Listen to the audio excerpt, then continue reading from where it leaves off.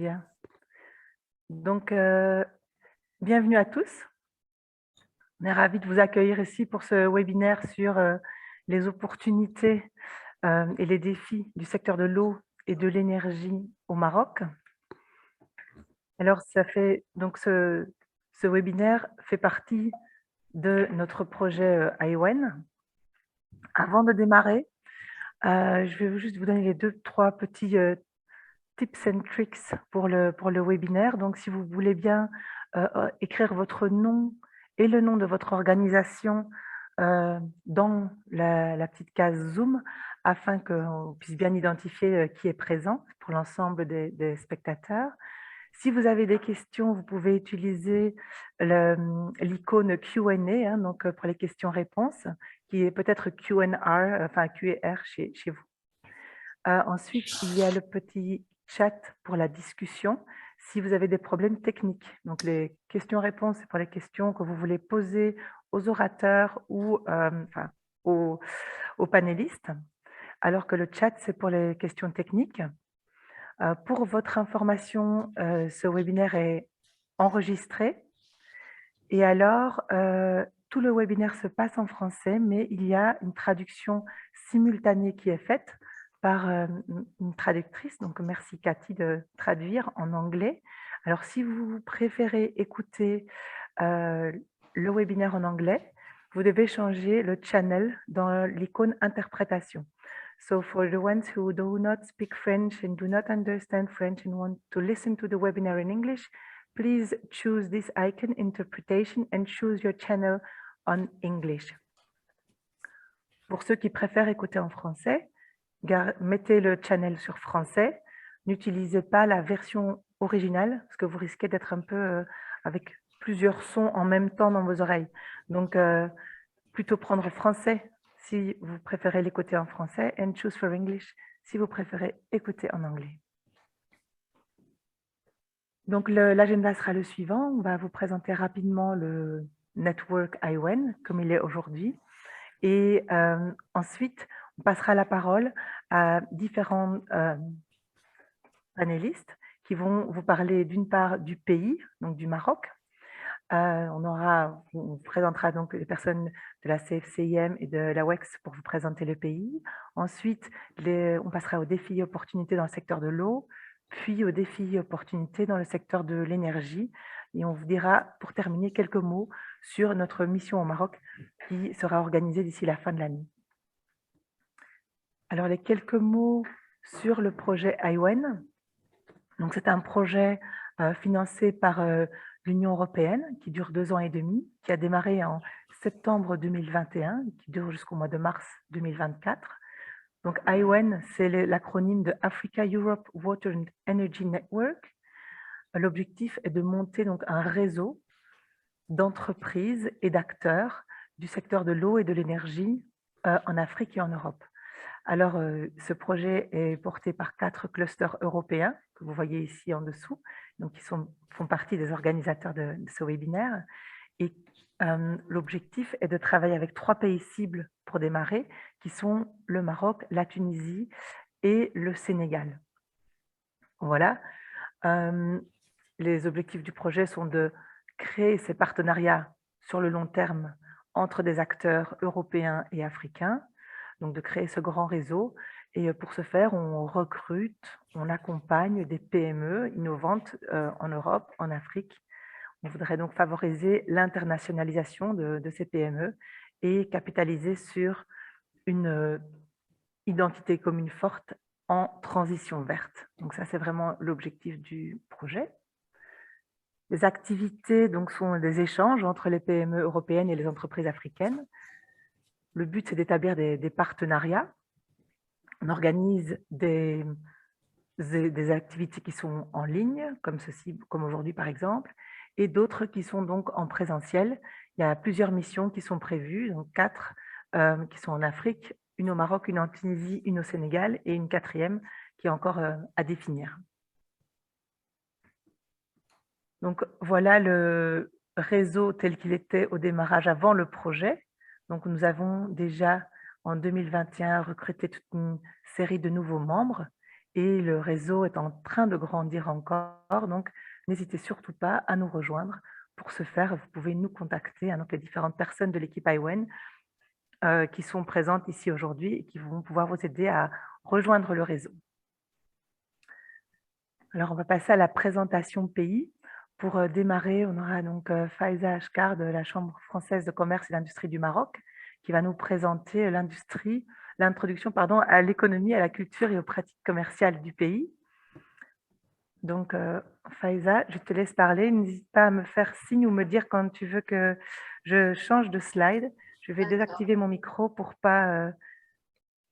avoir des nuisances. Ok, parfait. Merci Catherine. Merci à tous d'être présents aujourd'hui. On est ravis d'être parmi vous. Donc, je représente la Team France Export au Maroc, hein, qui est en fait l'organisme qui aide et accompagne les sociétés françaises sur le marché économique marocain. Et donc, je vais vous présenter en quelques minutes les grands chiffres, les grands paramètres de l'économie marocaine. Donc, sur la slide suivante, très rapidement, on va passer effectivement, voilà, c'est juste pour vous dire que la Chambre française de commerce et d'industrie du Maroc a pour principale mission de développer les relations économiques entre la France et le Maroc. Le siège est à Casablanca. Nous avons des délégations un petit peu partout sur le territoire marocain et un bureau à Paris que j'ai l'honneur de représenter. Sur la slide suivante, on peut passer, voilà, ça je l'ai déjà dit. Alors en fait, je vous expliquais que la Team France Export était partie intégrante du commerce extérieur français. Donc depuis 2019, nous avons l'honneur de représenter l'État français sur le marché économique marocain pour aider, accompagner de manière très opérationnelle les entreprises françaises sur le marché économique marocain. Nous sommes organisés en filières sectorielles. Nous en avons 5 principales, l'agri et l'agrotech, qui sont, je le rappelle, des filières importantes sur le Maroc. Tout ce qui concerne les infrastructures et les industries, le tourisme, santé, art de vivre, sport, tech et services, et la filière clean tech qui vous intéresse et que voilà, j'en profite pour présenter Myriam Faris, qui est la chargée de filière clean tech et qui donc représente tous les secteurs liés aux déchets, l'eau, développement durable et j'en passe. Sur la slide suivante. Donc là, c'est juste pour vous présenter très rapidement l'équipe que vous aurez, j'espère, l'honneur de rencontrer lors de votre venue sur le Maroc cette année en mission. Slide suivante.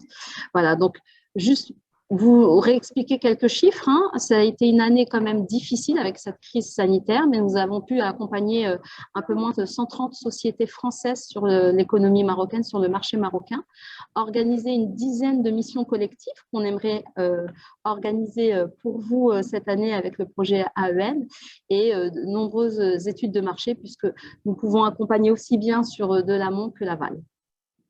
Slide suivante. On va passer au cœur avec quelques chiffres clés du marché économique marocain sur la slide suivante.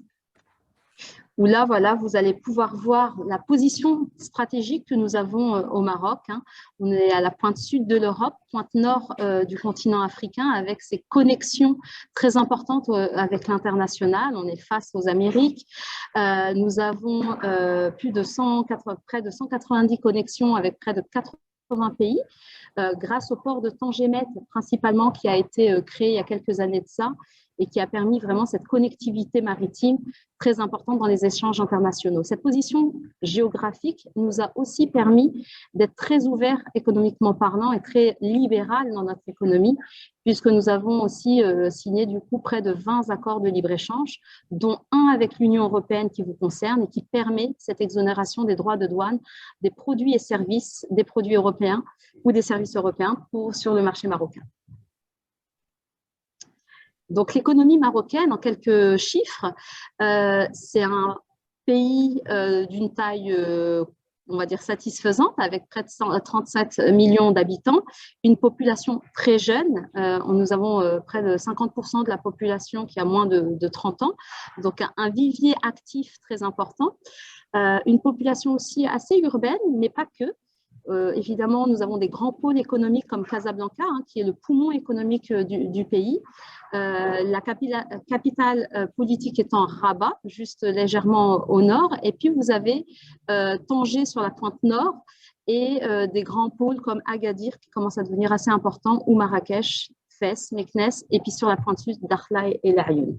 Donc, c'est une économie qui est diversifiée. Nous avons cette chance-là d'avoir effectivement une diversification de notre économie. Notre principale ressource naturelle est le phosphate. Nous sommes aussi premiers exportateurs de phosphate dans le monde, ce qui nous a permis aussi de développer toute une industrie chimique et parachimique en parallèle.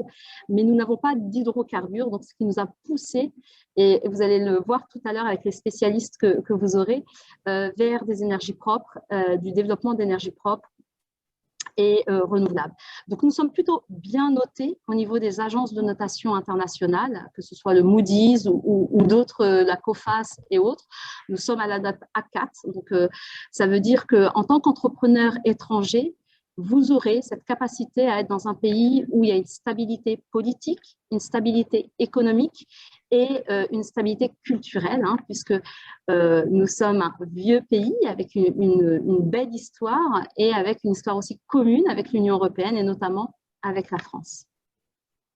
Sur la slide suivante. Alors, pour aller un peu plus dans l'environnement des affaires marocains, même si je l'ai déjà introduit, nous sommes donc une constitution, une monarchie constitutionnelle avec un roi qui impulse une stratégie très importante au niveau économique, notamment dans les énergies renouvelables, mais pas que. Donc, avec effectivement ces points forts qui sont donc une économie très diversifiée, comme je vous le disais tout à l'heure, avec beaucoup de création de valeur ajoutée. On s'est industrialisé depuis une vingtaine d'années avec vraiment des activités à forte valeur ajoutée, comme dans l'aéronautique, l'automobile et dans d'autres secteurs, dans l'agroalimentaire par exemple. Nous avons un capital humain très important, hein, je vous disais tout à l'heure, pays très jeune, avec de très bonnes écoles sur place, et notamment de très bonnes écoles aussi françaises, mais pas que. Donc un capital humain bien formé et disponible. Nous formons plus de 10 000 ingénieurs par an. Et donc tout cela donne des opportunités très importantes en termes de business dans les différents secteurs de l'économie. Slide suivante. Donc, au niveau de l'environnement des affaires, il faut aussi parler des moyens de paiement, puisque quand on parle de relations internationales, il y a aussi cette relation, effectivement, paiement. Donc, on est effectivement sur, donc, je vous disais tout à l'heure, une économie très stable au niveau aussi monétaire. Toutes les banques européennes ou françaises sont bien implantées au Maroc et toutes les banques marocaines sont bien implantées en Europe. Donc ça permet vraiment d'avoir des flux très, très faciles entre vos institutions bancaires et les nôtres. Nous avons un délai légal de paiement qui ne doit pas dépasser 60 jours. Après, dans la pratique, il faut aussi le dire, ça peut dépasser, notamment si vous travaillez pour des grands opérateurs publics, mais c'est exactement ce qui se passe pour être en France, c'est exactement aussi ce qui se passe en France quand on répond à des marchés publics. On est effectivement confronté souvent à cette lourdeur administrative. Ceci étant, vous avez tous les moyens sécurisés qui existent et notamment le plus important, c'est la lettre de crédit stand-by qui est le plus utilisé et le plus recommandé pour vos premiers courants d'affaires. Après, c'est une relation de confiance qui doit s'installer et qui doit permettre d'avoir, on va dire, des flux beaucoup plus simples et pas forcément administratifs. Sur la slide suivante. Donc, au niveau des formalités douanières, très rapidement, vous avez donc je vous le disais, hein, il y a un accord de libre-échange entre l'Union européenne et le Maroc. Donc, ça signifie que pour tous vos produits ou services réalisés sur le territoire européen à hauteur de 70% ou transformés à hauteur de 70%, vous avez l'exonération des droits de douane sur le marché marocain. Donc, vous avez la dématérialisation qui a été mise en place par le gouvernement marocain qui a vraiment permet de simplifier les demandes. Et sur la slide suivante, vous avez normalement tout un schéma avec Portnet, qui est notre guichet unique national des procédures du commerce extérieur, que vous pouvez donc trouver très facilement sur Google ou sur douane.gov.ma. Et vous allez pouvoir, grâce à cette dématérialisation, faire toutes vos formalités douanières. Ensuite, évidemment, ce qu'on conseille, nous, au niveau de la Chambre française, c'est de passer par des spécialistes, des transitaires qui vous permettront de gagner du temps et en efficacité et en temps, et quand on sait que le temps est de l'argent, pour pouvoir s'assurer de la bonne conformité de vos produits ou en tout cas de vos documents sur le marché marocain. La liaison maritime est la plus courante, la plus utilisée en termes de transport de marchandises. Mais l'avantage que nous avons, comme je vous l'avais montré sur la première slide, le Maroc n'est qu'à 14 km de l'Europe. Et donc, nous avons effectivement des flux. Monsieur Karim, bonjour. Et nous avons des flux, donc du coup, c'est pas pour nous. Et donc, nous avons des flux aussi de transport routier très fluides avec pour la France en tout cas, 48 heures. Et je pense que pour les autres pays européens, ça ne doit pas dépasser les 72 heures. Slide suivante, voilà. Alors, je vais finir sur cette approche un peu interculturelle qui est quand même importante à connaître. Déjà, savoir qu'au niveau du business, au niveau des affaires, la langue la plus utilisée est le français. Au-delà de l'arabe, mais c'est vraiment le français dans les principaux contrats commerciaux. Bien évidemment, l'anglais est très courant dans les entreprises marocaines qui travaillent à l'international. L'espagnol également sur tout le nord du pays, notamment la région du nord avec Tanger, Tétouan, Nador, où là, effectivement, les Marocains sont beaucoup plus hispanophones. Mais vous avez effectivement cette grande tendance que les Marocains vont d'abord privilégier la langue française, mais on a les interprètes qu'il faut pour pouvoir vous accompagner là-dessus. L'autre point qui est important quand on travaille au Maroc, c'est de savoir que ça reste, même si la langue peut être commune, par exemple, pour les entreprises françaises, c'est de savoir que le pays est sur un continent africain, c'est un pays musulman avec ses codes, ses us et coutumes, qu'il faut appréhender, privilégier, de connaître, mais j'ai envie de dire, c'est comme dans toute relation internationale, vous allez d'abord vous renseigner sur le pays avant d'y aller. Et donc, effectivement, c'est toujours très apprécié par les opérateurs marocains quand en face de lui, il a quelqu'un qui connaît un petit peu les us et coutumes et qui fera les attentions qu'il faut pour que ça fonctionne bien. La petite anecdote, pour donner toujours un exemple assez concret, c'est par exemple dans un rendez-vous d'affaires avec un opérateur marocain, on ne commence pas tout de suite à parler business. Je sais que pour les anglo-saxons où là, il n'y a pas de Canadiens parce que vous êtes que européenne, ça peut paraître un peu déplacé de demander personnellement comment va la personne, la famille et autres, mais en tout cas au Maroc, c'est comme ça que ça fonctionne. On ne parle du business qu'après se connaître un petit peu mieux. Donc, les rendez-vous, effectivement, par exemple, sur 1 heure, vous allez facilement passer une vingtaine de minutes sur, on va dire, de la conversation plutôt du C2C.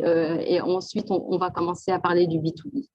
Donc, voilà. Donc, le contact humain est très important. La relation de confiance est primordiale pour travailler avec les opérateurs marocains. Puis ensuite, la présence est très importante. Donc, du coup, on recommande vivement aux entreprises qui souhaitent se développer sur le marché, selon les produits évidemment qu'elles proposent, d'avoir un représentant local. Ça aide énormément. Ça permet vraiment de pouvoir gagner du temps, un réseau, puisque les choses se passent aussi beaucoup dans les réseaux professionnels. Et donc, d'avoir et d'imaginer de pouvoir avoir un partenaire. Après, la chose aussi qui est assez intéressante au Maroc, c'est qu'on est aussi un hub vers l'Afrique et donc d'utiliser le marché marocain comme, on va dire, un tremplin sur les autres pays africains et notamment sur l'Afrique de l'Ouest. Ça, ce sont des choses à retenir dans votre stratégie commerciale. Ça peut être très intéressant pour vous.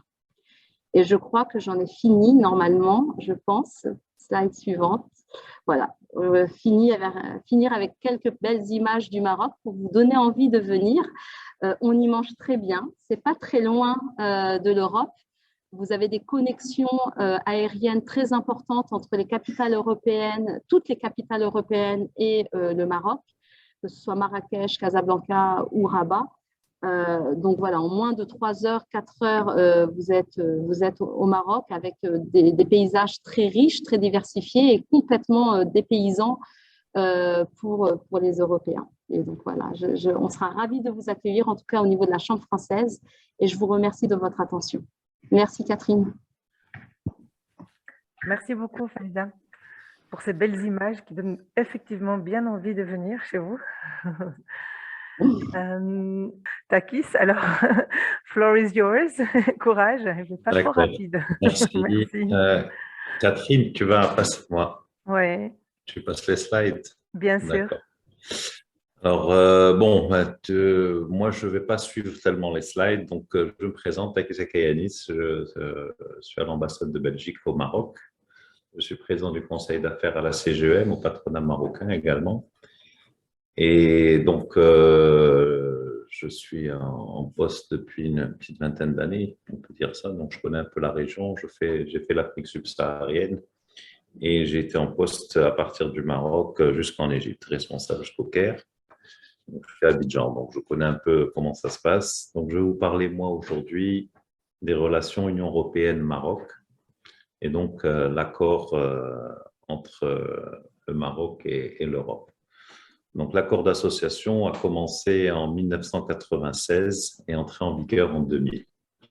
Cet accord stipulait un démantèlement immédiat des droits de douane des produits industriels du côté de l'UE, c'est-à-dire que les produits marocains n'étaient plus soumis à aucun droit d'importation quand ils arrivaient en Europe. Par contre, du côté marocain, les autorités marocaines ont demandé une transition de 12 ans jusqu'au 1er mars 2012. C'est-à-dire que depuis le 1er mars 2012, les produits européens ne sont plus taxés ou d'origine européenne ne sont plus taxés en arrivant au Maroc. Suite à ça, il y a eu un accord agricole qui est rentré en vigueur aussi en 2010, entré en vigueur, pardon, le 2012. Il y a eu un accord sur la protection des indications géographiques et actuellement, il y a qu'on appelle ça, des actes sur la protection. Il y a l'ALECA, donc une reprise des négociations de l'ALECA. C'est l'accord politique du Conseil d'association. Donc, c'est un accord encore plus global qui va un peu plus que l'accord de proximité. L'Union européenne est le premier partenaire du Maroc, avec 43 milliards d'euros d'échanges de marchandises en 2021. Le Maroc exporte pour 18 milliards vers l'Union européenne. Donc, il y a eu un échange suite à la pandémie, mais je pense que là, ça a été mondial. Les échanges commerciaux sont améliorés de 23% entre 20 et 21, mais bon, ça c'est suite à la chute brutale de 19-20. Et l'Union européenne est le premier fournisseur et le premier client du Maroc. C'est environ 60% des exportations marocaines. Le Maroc est également le premier partenaire de l'Union européenne en Méditerranée du Sud. En termes de services, pour ceux que ça intéresse, donc puisque la personne auparavant avait cité le nombre d'ingénieurs qui sortaient au Maroc, donc le Maroc fournit beaucoup de services, que ce soit dans l'IT, mais dans d'autres secteurs. Donc le Maroc a un excédent de 1,5 milliard d'euros avec l'Union européenne en 2009. Et plus de la moitié des investissements directs étrangers au Maroc provient de l'Union européenne. Donc, depuis l'année 2000, tous les produits industriels marocains entrent en Union européenne sans droit de douane. Et donc, ça facilite l'implantation, évidemment, d'entreprises étrangères, mais aussi le développement des activités industrielles au Maroc pour ceux qui fabriquent ici, car le marché européen leur est ouvert. Et donc, ça facilite grandement les échanges. En 2010, les deux parties ont signé un accord sur l'agriculture qui est rentré en vigueur en 2012. Et donc, ça permet à tous les produits agricoles marocains, pour ceux qui sont dans l'agriculture et ceux qui sont dans l'eau aussi, on ne sait jamais, parce que l'agriculture a besoin d'eau, bien que ce soit un problème actuellement un peu difficile, je veux dire, pour le Maroc, puisque bon, il souffre de stress hydrique. Et donc, il y a un accord agricole qui existe depuis 2000 sur des produits agricoles qui rentrent. Au niveau en 2010, l'Union européenne a signé également un accord instituant un mécanisme de règlement des différends de nature commerciale. Donc, c'est-à-dire qu'il existe une troisième voie, la voie judiciaire, et aux problèmes qu'on peut engendrer certains différends commerciaux. Donc, ça, c'est bien de le savoir, parce qu'en général, quelle que soit la nature des problèmes, la justice traîne, que ce soit au niveau européen ou au niveau marocain. Et je sais que les hommes d'affaires aiment bien avoir les choses claires. Donc, c'est pour ça que je vous dis qu'il existe aussi un mécanisme de règlement. Et actuellement, il y a des négociations en vue d'un accord de libre-échange complet et approfondi, ce qu'on appelle l'ALECA. Et ça a été lancé en 2013. Ça a été mis un peu en pause. Et donc, ça concerne beaucoup plus le service et l'investissement. Et c'est un peu plus large qu'un accord commercial dans le sens produit comme vous connaissez. Et donc, les négociations ont repris en septembre 21. Et donc, suite à ça, le patronat marocain a demandé une modernisation des relations commerciales entre le Maroc et l'Union européenne, c'est-à-dire peut-être une révision de ce qui existe, de toute cette couche de millefeuilles d'accords, et voir qu'est-ce qu'on peut faire de mieux, que ce soit pour les deux partenaires. Donc, comme vous le savez, le Maroc, comme d'autres pays dans le monde et comme l'Europe actuellement, ont subi le contre-coup de la crise de la Covid, de la crise ukrainienne. Et donc, tout le monde cherche à développer ses industries au niveau local. Donc, le Maroc a une stratégie pour développer certaines industries au niveau local, car ils se sont aperçus qu'ils étaient dépendants dans beaucoup de secteurs de partenaires étrangers, vu le coût du transport actuellement, du fret, des aléas, du coût de l'énergie. Donc, les gens se posent des questions. Et donc, si vous voulez, ce sont des défis auxquels le Maroc est confronté, comme beaucoup de pays européens. Et donc, il y a une réflexion. Le Maroc cherche aussi à se positionner comme arrière-base pour l'Union européenne au niveau industriel, donc dans le cadre de ce que nous appelons aujourd'hui la relocalisation. Donc, si vous voulez, les industriels européens peuvent bénéficier de certains avantages à venir s'installer au Maroc, qui n'est qu'à 14 km de l'Union européenne. Et vu les accords d'association, donc les produits localement sont exempts de droits de douane ou de taxes pour aller vers l'Europe. Juste à titre indicatif, ce que nous appelons les produits d'admission temporaire pour perfectionnement actif, donc c'est-à-dire les intrants envoyés par les industriels européens au Maroc pour être réexportés ensuite, puisqu'ils sont, je veux dire, ils sont montés, finis ou assemblés ici, représentent pratiquement 43% des échanges entre le Maroc et l'Union européenne. Donc, vous avez de grandes entreprises européennes qui sont installées ici, qui produisent et qui vendent dans le monde entier. Maintenant, au niveau des échanges entre le Maroc et l'Union européenne, donc vous avez les transports qui représentent 16%, les produits énergétiques 13%, textiles 7%, appareils électriques 8%. Donc ça, c'est les exportations européennes vers le Maroc. Les exportations marocaines vers l'UE, les grands postes sont les produits agricoles, les appareils électriques, textiles, habillement et équipements de transport. Équipements de transport, ce sont principalement les usines Renault et Peugeot qui sont installées, ainsi que les sous-traitants qui sont installés dans les régions de Tanger et Kenitra principalement. Au niveau des investissements directs étrangers, donc l'encours des investissements directs étrangers européens au Maroc est de l'ordre de pratiquement 18 milliards d'euros en stock. Et donc, l'Union européenne, globalement, est le premier investisseur étranger au Maroc, suivi par les Émirats arabes unis et par la Suisse. Donc, qu'est-ce que je peux vous rajouter d'autre concernant le séminaire d'aujourd'hui? Donc, nous allons parler d'eau, c'est ça, Catherine? Donc, j'en ai parlé tout à l'heure. Donc, le Maroc souffre de stress hydrique. Donc, vous avez, pour ceux qui suivent ça de près, il y a une volonté de s'équiper en station de dessalement, une dizaine au total.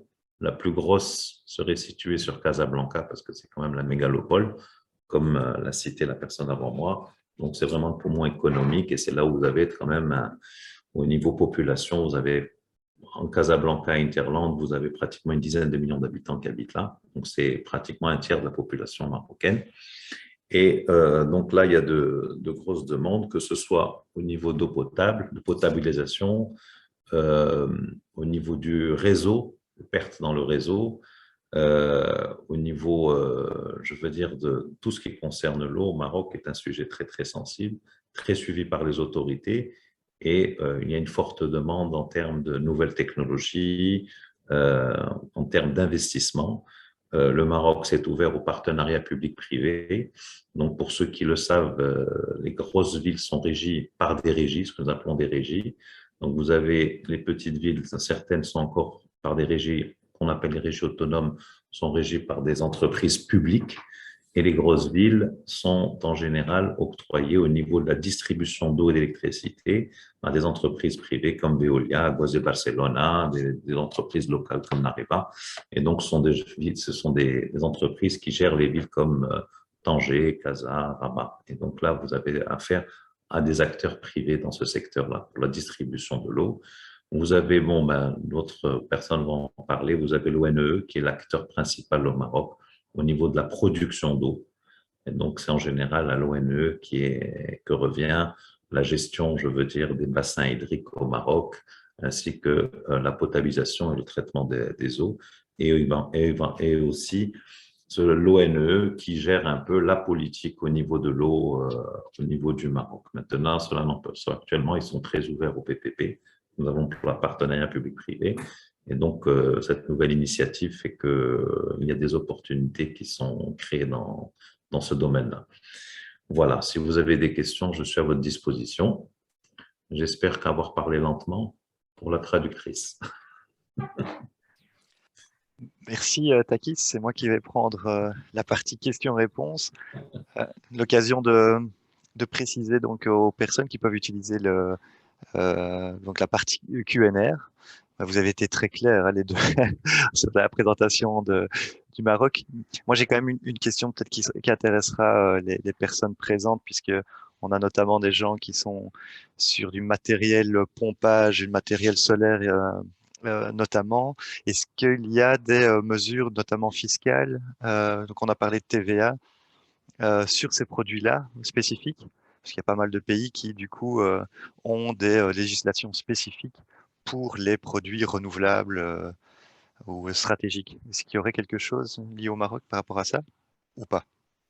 Par rapport aux importations de Oui, produits d'exonération, tout à fait. ça, je ne connais pas les dispositifs qui ont été pris par rapport aux investissements dans le secteur de l'eau, tu veux dire, Oui, oui, et plus spécifiquement, énergie aussi. et énergie renouvelable. Parce que les panneaux solaires, typiquement, dans pas mal de pays africains, il y a des exonérations qui se sont mises sur l'importation. C'est-à-dire que quand tu as une origine européenne, tu payes 2,5% de droits de douane, ce qui est vraiment, je veux dire, très, très bas, et tu as une TVA qui est récupérable, puisque c'est une entreprise qui importe. Donc, je veux dire, les droits d'approche représentent 2,5% de la valeur du produit s'il y a une origine européenne, ce qui est vraiment bas. Donc, ça, c'est suite à l'accord de libre-échange avec l'Union européenne. Ce qui fait que vraiment, les gens travaillent au même prix quasi qu'en Europe. OK. Voilà, donc ça, c'est par rapport C'est pas un blocage. au droit d'importation, oui, à 2,5%. Donc, c'est l'accord d'association, c'est ce qu'ils appellent l'accord de libre-échange entre les deux pays, quoi. Les produits fabriqués localement sont exportés aussi sans droit de douane vers l'Europe au niveau industriel. Donc, pour ceux qui produisent ici et qui veulent aller de l'autre côté, quoi. Tout à fait. Ça va dans les deux sens. Quand on apportera de l'hydrogène. C'est très bien, merci. Donc, je rappelle que vous pouvez utiliser le Q&R, surtout sur les parties évidemment qui vont arriver sur les deux marchés. Et on va commencer par le secteur de l'eau. Je te laisse la parole, Catherine. Ok, donc merci à nos deux orateurs. On va démarrer par une présentation de l'ONE, donc Monsieur Mokhtar Jaït, qui est parmi nous et qui va nous présenter le secteur de l'eau au Maroc et les activités de l'ONE branche eau. Monsieur Jaït, je vous laisse la parole. Vous pouvez activer votre caméra et votre micro. Est-ce que vous voulez que je fasse défiler les slides? Oui, oui. Merci Ok. beaucoup. Très bien. Bonjour tout le monde. Tout d'abord, je vous remercie de m'avoir invité à ce webinaire. Donc, je me présente, je m'appelle Mokhtar Jahed, je suis ingénieur ressources en eau et je suis responsable de la division recherche et développement à l'ONE branche eau. La suivante. Donc, le plan de la présentation sera comme suit. Donc, je vais introduire le contexte général du Maroc en matière de ressources en eau et puis parler de la planification de l'eau au Maroc, l'organisation du secteur d'une manière générale et puis enfin, je vais focaliser sur l'ONE branche eau, donc les missions, les indicateurs et le plan d'action en termes d'investissement. Concernant le contexte général, je ne vais pas présenter la page, j'avais prévu de parler un peu du Maroc, mais je pense que Faiza l'a très très bien fait. Je peux en dire que seulement 2 mots. Donc, Faiza parlait des activités du Maroc, tourisme, activités minières, services, culture. Mais je veux dire que toutes ces activités ont un point commun, qui ne peuvent pas être développées sans ressources en eau. L'eau, elle est primordiale dans le développement économique du Maroc et de plus haut niveau au Maroc, on est conscient de ça. Revenons au contexte général. Donc, le contexte général, je vais parler d'abord du cycle de l'eau au Maroc. Donc, dans la carte centrale, nous recevons comme apport global quelque chose comme 140 milliards de mètres cubes, mais la plupart retournent à l'atmosphère sous forme d'évapotranspiration. Donc, les ressources en eau utiles qui restent, c'est 22 milliards de mètres cubes, 18 milliards de mètres cubes en tant que ressources de surface et 4 milliards de mètres cubes en tant que ressources souterraines. Donc, si je prends le chiffre de population actuel qu'a présenté Faiza, 36 millions, si je divise les 22 milliards de mètres cubes par 36 millions, nous aurons comme ratio au eau disponible par habitant par an quelque chose comme 500 mètres cubes par habitant par an. Alors que l'ONU a dressé un indicateur qui dit si dans un pays on a ce ratio il est inférieur à 1000 mètres cubes par habitant par an, on est en stress hydrique. Inférieur à 500, on est en pénurie. Donc, ça veut dire que le Maroc, et comme l'a été aussi dit par M. Takis, on est en stress hydrique. Donc, ça, c'est la contrainte majeure. La deuxième contrainte, est dans la carte à droite, c'est cette mauvaise répartition géographique. Donc, si on prend le Maroc, donc dans le nord, nous avons des précipitations qui arrivent jusqu'à 1000 mm par an. Au sud, on a des précipitations qui ne dépassent pas 20 mm par an. En d'autres termes, nous avons 70% de nos apports qui se trouvent dans 15% de la superficie du pays et qui est une contrainte majeure tout simplement parce que si je parle de l'eau potable, par exemple, la population elle a le droit à l'eau de la même façon et à pratiquement au même prix, soit qu'il est dans une région où il pleut 1000 mm par an, soit qu'il est dans une région où il pleut seulement 20 mm par an, et qui pose des contraintes majeures pour un opérateur qui est produit dans tout le Maroc, tel que l'ONE. Une autre chose positive dans notre contexte donc, naturel des ressources en eau, nous n'avons pas de bassin partagé. Et ça, c'est une très bonne chose. Donc, il n'y a pas de problème politique lié à l'eau. nous avons un petit bassin partagé à l'est, donc dans la région de Rachidia Boualfa, des eaux souterraines partagées avec l'Algérie, mais ils ne présentent pas un enjeu majeur. Donc, question de conflit en termes de bassin partagé ou bassin transfrontalier, heureusement, on n'a pas ce problème.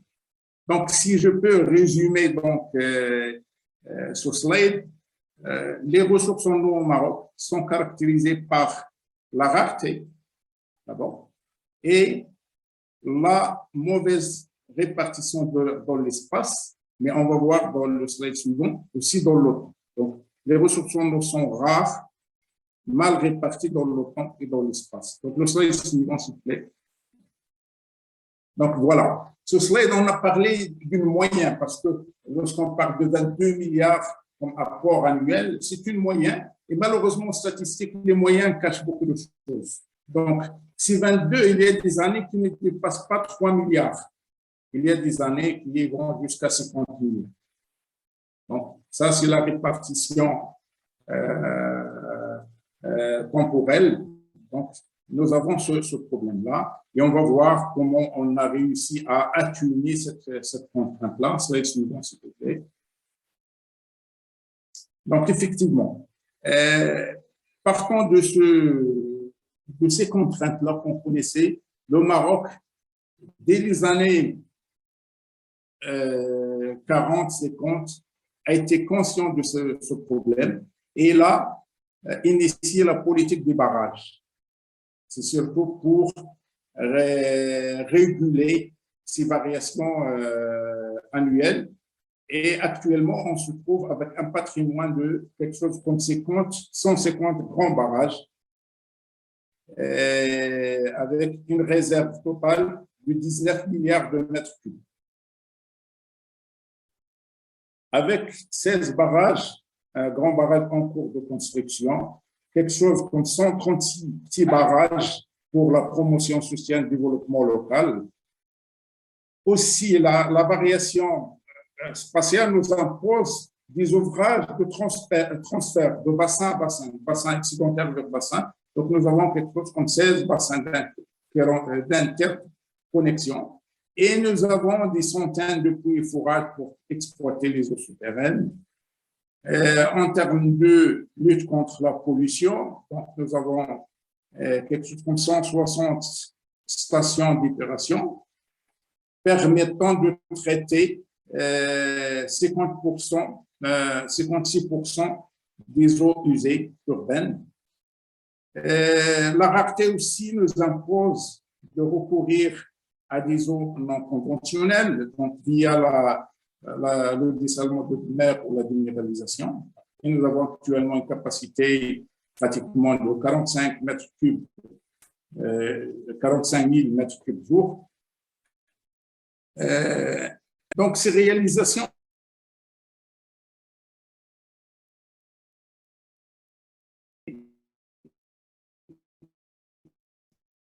d'assurer l'alimentation, l'accès à l'eau potable en milieu rural, qui avoisine les 97%. En termes d'agriculture, donc, on est passé pratiquement à 2 millions d'hectares d'irrigation.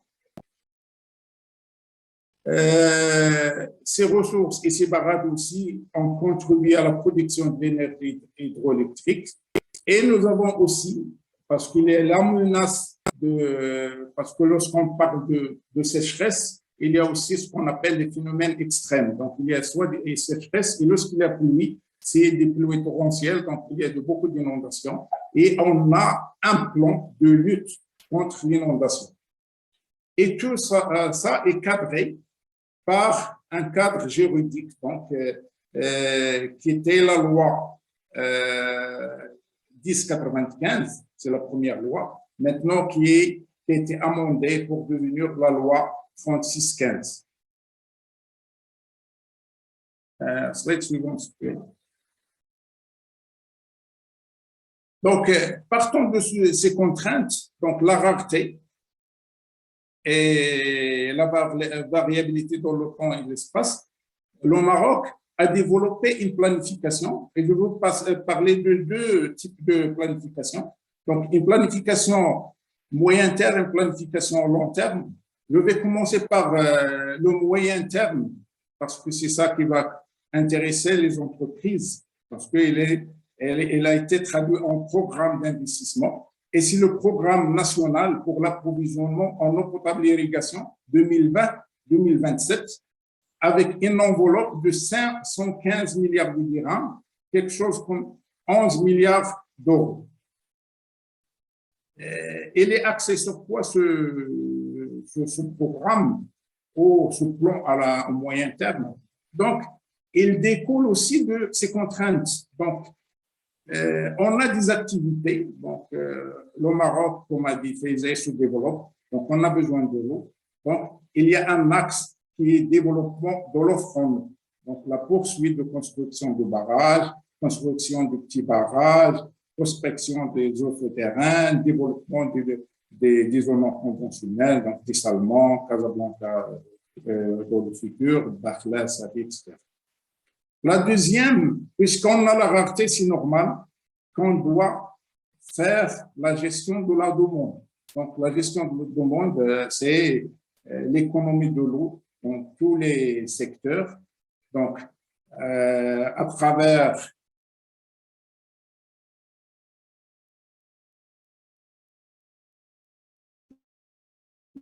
l'amélioration des rendements. Lorsque je parle de réseau, c'est réseau eau potable, mais aussi et surtout les réseaux d'agriculture. L'économie à l'irrigation, donc la reconversion collective individuelle d'irrigation localisée. Donc, avant, nous avons cette irrigation par épandage gravitaire. Maintenant, l'État a subventionné jusqu'à 80% pour la transformation du système goutte à goutte au système localisé. La réhabilitation des réseaux agricoles. L'autre axe qui concerne l'approvisionnement en eau. Donc, pour cet axe, d'abord, c'est la poursuite de ce qu'on appelle la conciliation des acquis, donc des programmes déjà engagés, et la mise en place d'un programme pour les douars qui ne sont pas encore, qui n'ont pas encore accès à l'eau. La rareté aussi nous impose le recours à la réutilisation des eaux usées. Donc, nous avons tout un programme de réutilisation qu'on a déjà commencé. Donc, si je prends l'exemple de Marrakech, par exemple, l'utilisation, l'irrigation des espaces verts, des golfs, etc. de Marrakech, la réutilisation pour l'industrie, si je parle des lavages des phosphates, donc par les stations, par les eaux de steppe, donc dans les régions minières, etc. Et puis, bien sûr, il y a ce qu'on appelle la communication et sensibilisation, donc la communication institutionnelle, la communication au grand public, etc. Donc, ça, c'est le programme ou le plan, si je veux dire, à moyen terme qui intéresse les entreprises. Mais tout cela, il est cadré par un plan, slide suivant, par un plan qui est en cours de validation par le gouvernement. C'est le plan national de l'eau et qui va jusqu'à 2050. Parce qu'il faut avoir la vision, la programmation pour moyen terme, mais toujours, il faut s'inscrire dans le long terme parce que là, on est dans le développement durable. Donc, ce plan-là, il est axé effectivement sur les axes pour répondre aux contraintes. C'est renforcer le développement de l'offre de l'eau, améliorer la gestion de la demande et préserver les ressources en eau et les écosystèmes et améliorer la gestion des événements climatiques extrêmes.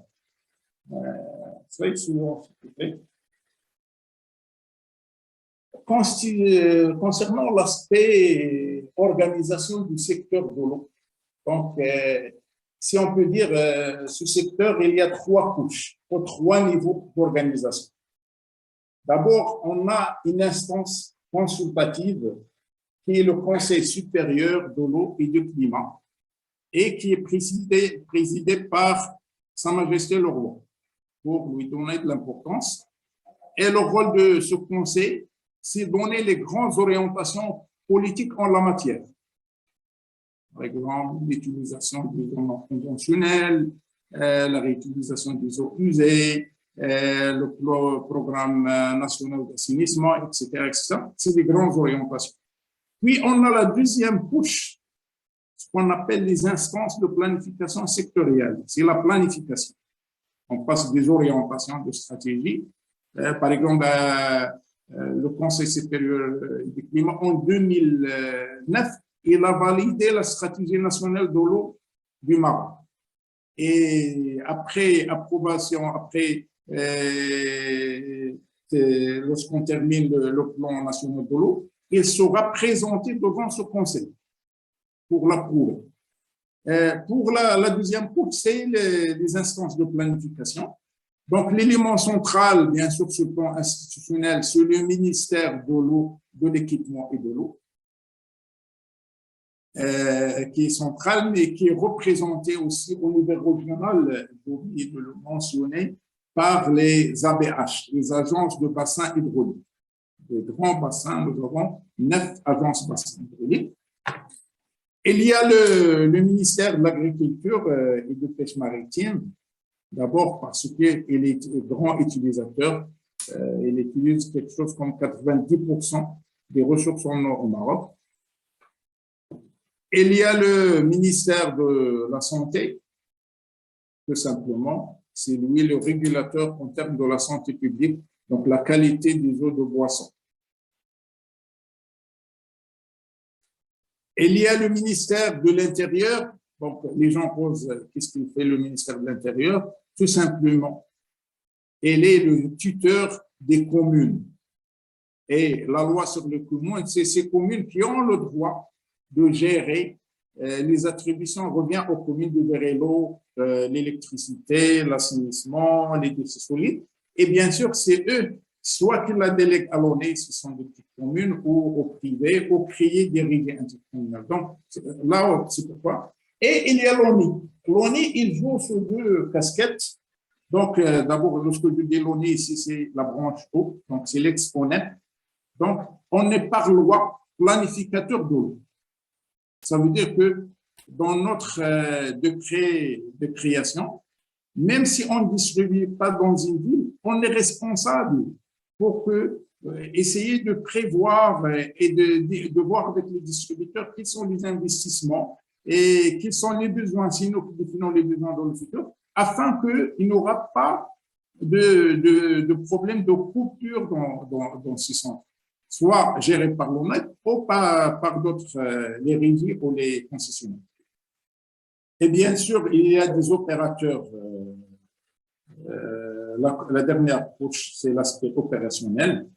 Donc, le secteur de l'eau potable et l'assainissement. Donc, il y a la production et il y a la distribution.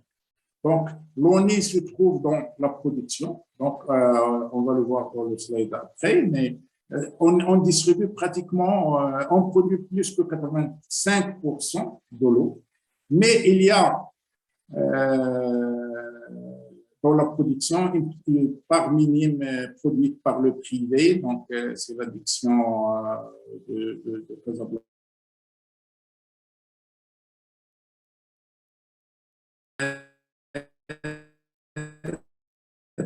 Par l'IDEC, il y a une petite partie de production des communes. La distribution, donc les grandes villes, lorsque je dis grandes villes, c'est qu'il y a deux concessionnaires. Donc, Rabat, c'est Veolia. Donc, Casablanca, c'est des concessionnaires. Donc, Casablanca, c'est les dettes. Tanger, c'est Veolia aussi. Et il y a des régies dans 12 villes, c'est les régies. Donc, l'assainissement, c'est la même chose. Donc, il y a l'ONE, donc, qui intervient dans l'assainissement, mais il y a les communes, il y a les régies, il y a le privé. Donc, là où il distribue, il intervient. Slide suivant, s'il vous plaît. Donc, le contenu sur les opérateurs, donc, voilà. Je vais parler au mode de gestion, c'est juste pour expliquer. Donc, On a pratiquement 4 modes de gestion. Comme j'ai dit, c'est la loi sur le commune, c'est la commune qui est le maître, donc il peut gérer elle-même ou déléguer à l'ONE, créer une régie, donc c'est les 12 régies dans les villes Fès, Meknès, Marrakech, etc., ou déléguer à un privé. Donc, comme je viens de le dire, c'est Casablanca, Rabat. Slide suivant, s'il vous plaît. Donc, maintenant, je vais présenter l'ONI en cours. Donc, en termes de production, donc nous produisons quelque chose comme 1,2 milliard par an, avec une capacité, un débit équipé de 75 mètres cubes par seconde, produit moyennant des 80 stations de traitement, 6 stations de dessalement, 13 000 km de conduite de transport, avec un rendement de 95%.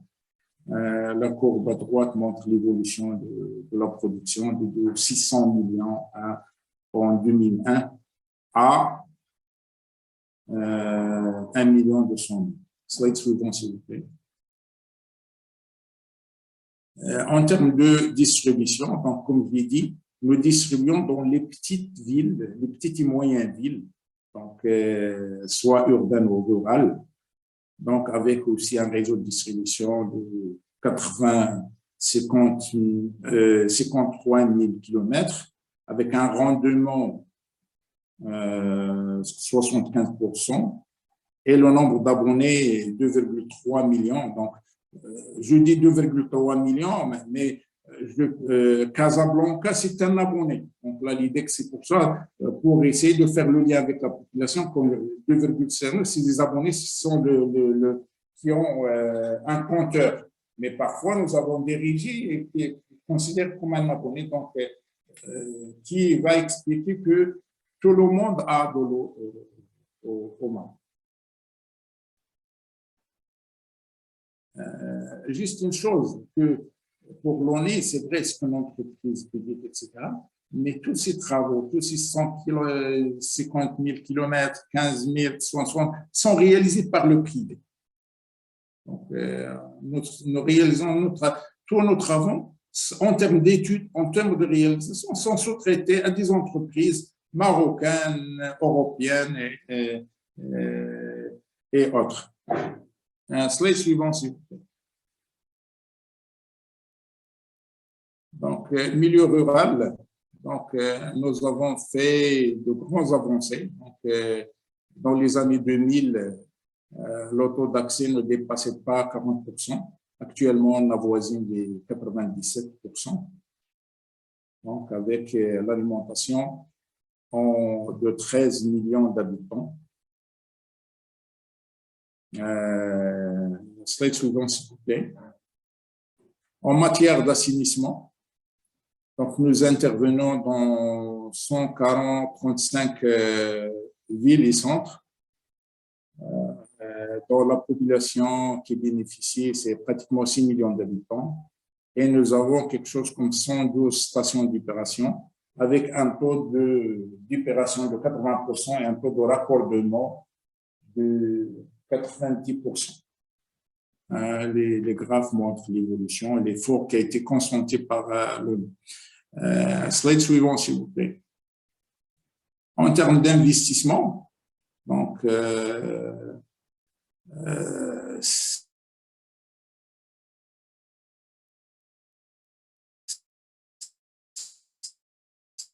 si pratiquement milliards de dirhams, donc à peu près 400 millions, 500 millions d'euros. L'investissement cumulé de 2000 à 2019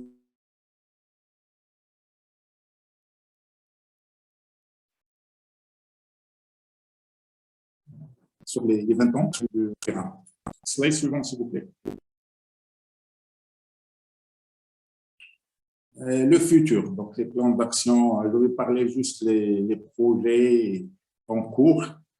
Et ces projets Et c'est pour répondre à 3 objectifs principaux, donc à 4 objectifs. D'abord, on doit pérenniser les acquis, c'est-à-dire les installations existantes, on doit les pérenniser, donc on doit renforcer les installations existantes. Un autre volet important, c'est l'amélioration des performances techniques. Quand je dis l'amélioration des performances techniques, c'est le rendement et c'est surtout aussi la réduction du coût de l'énergie.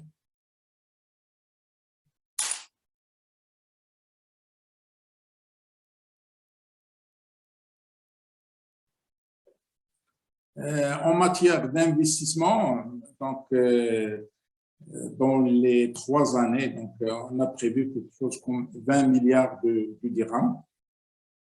Donc, il y a la partie production-distribution, la hyperurbaine en rouge et l'assainissement. Slide suivant, s'il vous plaît. Suivant. Donc, avant, oui, les principaux projets, donc, soit en cours, soit lancés en traitement classique. Donc, il y a l'alimentation de Oujda, l'alimentation de Fez, Pongé, Zagora, donc l'alimentation de Gersir, Teza, etc. Donc, il y a des stations en cours et des stations programmées en bleu, stations de traitement. Slide suivant, s'il vous plaît. En matière de ressources en eau non renouvelables, donc la rareté, bien sûr, nous impose le recours. Donc, nous avons des stations, nous avons des grands projets donc, qui viennent d'être achevés, notamment le projet d'Agadir. Et c'est un bon exemple de partenariat public-privé, donc qui a été déjà mis en service, première tranche. Et nous avons des projets en cours, donc Dakhla, Sidi Fnait, Rafaya, Gelmim, donc soit en cours, soit programmés. Donc, il y a Safi aussi programmé. Je n'ai pas mentionné Casa, c'est une ancienne slide. Il y a Casa aussi en cours de lancement, qui est un très grand projet avec une production à terme de 800 000 mètres cubes par jour, dans une partie qui sera réservée à l'irrigation. Et ça serait aussi en partenariat public-privé. Slide suivant. Et voilà. Donc, pour conclure, donc, tous ces investissements et tous ces travaux, donc, ils vont faire appel d'abord à des entreprises, soit des entreprises classiques et innovantes, parce qu'actuellement, par tout ce qui est télégestion, on a tendance, comme tout le monde, à parler de Water 4.0 ou 4.0, donc tout ce qui est intelligence artificielle, etc. Donc, nous encourageons les entreprises donc, parties du Nord à s'associer avec des entreprises marocaines, d'abord pour le Maroc, mais aussi pour partir ensemble en Afrique, parce que nous, à l'ONU, on a beaucoup de relations avec, nous sommes d'ailleurs membres fondateurs de l'Association africaine de l'eau. Je pense que c'est pour ça, vous parlez de ça par la suite. Et donc, et voilà. Merci pour votre attention, si vous avez des questions. Merci beaucoup, Monsieur Jaïd. Merci beaucoup pour votre présentation qui était très complète. Donc, on a pas mal d'idées maintenant sur les projets dans le moyen et le long terme dans le secteur de l'eau au Maroc. Alors, la personne de la MEMPA qui devait présenter les slides suivants n'est pas présente aujourd'hui et s'en excuse. Alors, je vais faire défiler rapidement les quelques slides qui avaient été préparés donc, par Monsieur Hassan Bourras. Je vais faire défiler sans vraiment rentrer dans le détail. Vous aurez bien entendu accès aux slides et vous pourrez les lire par la suite. Et on prendra les questions sur l'eau. Donc, dans 2 minutes, je vais passer rapidement ces slides donc, qui décrivent un peu la MEPA. On vous a rajouté ici le lien vers le site internet. Et donc, c'est une association donc, qui rassemble des opérateurs publics, privés du secteur de l'eau potable et de l'assainissement. Donc, c'est l'association marocaine de l'eau potable et de l'assainissement. Et c'est une plateforme via laquelle vous pouvez échanger et vous pouvez aussi les contacter. Ils peuvent vous donner des contacts justement pour former des partenariats dans ce type dans le secteur de l'eau avec différentes organisations publiques, privées ou de recherche, justement.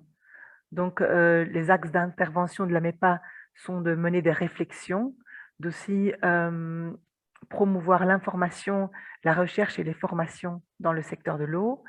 Donc, ils travaillent aussi sur tout ce qui est innovation et amélioration dans le secteur. Et ils participent aux actions de sensibilisation à l'économie à l'eau, à la protection de la ressource et à l'accès à l'eau potable et à l'assainissement. Donc, l'objectif pour eux, c'est de coordonner les activités des différents membres pour voir justement quels sont les objectifs communs au niveau régional, national et aussi international dans le secteur de l'eau potable et de l'assainissement. La composition de la MEPA, donc il y a plus de 120 membres actifs et qui sont donc ceux par exemple, la gestion des services de l'eau, des producteurs, des distributeurs, l'industrie, les bureaux d'études et différentes associations. Alors ici, vous voyez aussi les différents partenaires qui sont des collectivités locales, des universités, des organismes de coopération et d'autres. Donc les acronymes ici, je ne connais pas tous les détails, mais ils seront disponibles sur le site web d'ailleurs de la MEPA. Et ils travaillent sur l'information, sur la promotion du secteur et sur les partenariats. Donc, comme je vous le disais, au niveau national et international. Alors, il y a un document qui existe qu'on pourra vous partager à la suite de ce webinaire, qui est le programme d'investissement, les programmes quinquennaux des opérateurs du secteur de l'eau au Maroc. Donc, c'est un document qui a été réalisé par la MEPA en octobre 2020 et qui donc donne des informations sur ces plans 2020-2027 dont nous parlait justement M. Jaïd. Donc, il y a les programmes d'investissement de l'ONE branche eau, ceux de la DRPL, donc c'est la Direction des réseaux publics de l'eau. Il y a les programmes d'investissement de la LIDEC, qui est donc la filiale marocaine de Suez qui gère, par exemple, tout ce qui est eau potable à Casablanca. Il y a les programmes d'investissement de la DH, qui est la Direction des aménagements hydrauliques, et de la DRPE, donc du ministère de l'Équipement. Et puis, il y a les programmes d'investissement de la Direction de l'irrigation et de l'aménagement de l'espace agricole pour information. Donc, c'est la table des matières, je dirais, du document. Et ensuite, vous voyez, par exemple, ça peut aller dans plus de détails, par exemple, pour les programmes d'investissement de la Direction de l'irrigation, de l'aménagement de l'espace agricole. Il y a la modernisation des systèmes d'irrigation, extension de l'irrigation à l'aval des barrages, aussi développement de la petite et moyenne hydraulique et aussi développement des partenariats publics-privés en irrigation. Donc, c'est vrai que ces partenariats publics-privés sont en forte augmentation et c'est toujours intéressant de comprendre ce qu'il y a derrière. Voilà, donc pour plus d'informations, vous pourrez contacter Monsieur Bourras de la MEPA. Et nous, ici, on va prendre les... Donc ici, je vous ai simplement mis les deux liens vers la MEPA et vers l'ONE branche eau. S'il y a d'autres liens à partager, on vous les rajoutera dans les minutes du meeting et on va prendre vos questions actuellement. Voilà. Merci Catherine. Moi, je vais prendre, il y a une question pour Monsieur Jaïd. Donc, s'il y en a une, est-ce qu'il y a une réglementation spécifique autour de la réutilisation des eaux usées? En fait, c'est le parent pauvre de ce chemin institutionnel. Il y a une réglementation, il n'est pas complète. Donc, il y a plutôt des normes techniques qui découlent de l'OMS, mais il y a aussi la loi 3615 dans un article qui traite de la réutilisation, mais on n'a pas de texte d'application. Effectivement, c'est un problème, et c'est surtout pour donc pour les espaces verts, ça ne pose pas de problème. Donc, actuellement, on a commencé par les espaces verts. Pour tout ce qui est industrie, ça ne pose pas de problème. Mais pour les autres cultures, il y a ces contraintes, il y a toujours ce problème d'abord d'ordre légal, mais aussi le grand problème, c'est l'acceptation. C'est l'acceptation des agriculteurs d'utiliser l'eau usée, traitée. Et c'est un paradoxe. Donc, avant, quand j'étais petit, on voit des gens utiliser les eaux brutes, parfois pour l'irrigation. Maintenant, vous la traitez, vous leur donnez ça, il dit, il faut me payer. Et ce n'est pas seulement ce n'est pas unique au Maroc. Je me rappelle, dans les années 2012-2013, j'étais en Sardaigne, nous étions en réunion avec l'agence du bassin en Italie, donc à Cagliari, c'est ça. Et après, il y avait une manifestation de la population parce que là-bas, il y a la réutilisation. Il y a la réutilisation des eaux usées parce qu'il y avait ce problème de, je pense, de concombre en Allemagne. Il y avait des problèmes et les gens se manifestaient autour de l'agence du bassin en Italie. Les gens disent, ne voulons pas des eaux traitées pour l'irrigation. Donc, c'est un problème mondial, mais effectivement, il y a un problème juridique au Maroc, mais c'est surtout un problème d'acceptabilité et qui paye pour qui. Parce que nous, à l'ONU, nous arrivons jusqu'à un traitement qui est acceptable pour l'origine dans la revue de la nature, comme le stipule la loi 3615. Donc, pour le traitement tertiaire, la désinfection qui va le supporter, et si on le supporte, les agriculteurs ils vont demander des indemnités. Même s'ils ont une ressource, il faut nous indemniser pour utiliser cette ressource. Ok, merci beaucoup. Je vois qu'il y avait aussi une main levée. Je ne sais pas si ça a été... Oui, c'était en fait Société WaterTech. J'avais une question, si vous aviez la possibilité d'avoir en fait des cahiers de charges spécifiques à tout ce qui est traitement d'eau, surtout eau de mer ou saumâtre, par système d'osmose inverse, par unité de traitement d'osmose inverse. Y a-t-il, parce que comme j'ai vu certains projets qui s'étaient Darla, Sidi, Safi et autres, est-ce que vous avez un cahier des charges type gouvernemental ou autre qui permettrait, nous, de savoir comment on pourrait s'adapter à ce cahier des charges? Est-ce que c'est faisable aussi ou pas par rapport aux techniques actuelles ou pas? Voilà, c'était ma question. Donc, d'abord, pour le dessalement de l'eau de mer, avant, nous avons commencé par les deux procédés, donc savoir le procédé thermique et l'osmose. Actuellement, on a fait notre choix, c'est l'osmose, c'est le plus avantageux en termes d'énergie, c'est le plus rentable. C'est l'osmose inverse. Pour les cahiers de charges, il y a deux types de projets. Il y a deux types de projets. Donc, les projets, c'est nous qui lançons les stations. Donc, nous avons des cahiers de charges types qui sont publiés. Donc, dans les cahiers de charges, lorsqu'on lançons, par exemple, il y a 2 ans, 3 ans, nous avons lancé le renforcement de la ville de Lyon, donc une extension de la station de dessalement. On a fait un appel d'offres et c'est le traitement, c'est sur concours. Donc, c'est-à-dire, c'est pas sur maîtrise, c'est concours, c'est l'entreprise qui doit développer la solution. Il y a l'autre type, c'est le partenariat public-privé. Là, c'est de notre spécification.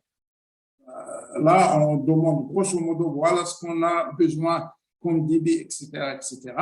Et si on fait une présélection des entreprises qui sont intéressées, et là, on cherche, c'est des BOT, donc c'est des clients en main et l'exploitation aussi. Donc, il y a les tout. Mais les cahiers de charges, il existe, bien sûr, il existe. D'accord. Non, parce que c'est assez spécifique, je veux dire. En fait, on a une faible connaissance du traitement d'eau au Maroc, mais on sait parfaitement que si vous faites des forages de puits dans une nappe phréatique où vous utilisez de l'eau de mer, ben en fait, vous avez des matières en suspension, c'est ce qu'on appelle l'EMS. Donc, la qualité des turbidité est très différente, même y compris par rapport à une nappe phréatique, dans certains cas, puisqu'on sait très bien que cette nappe phréatique descend de l'Atlas.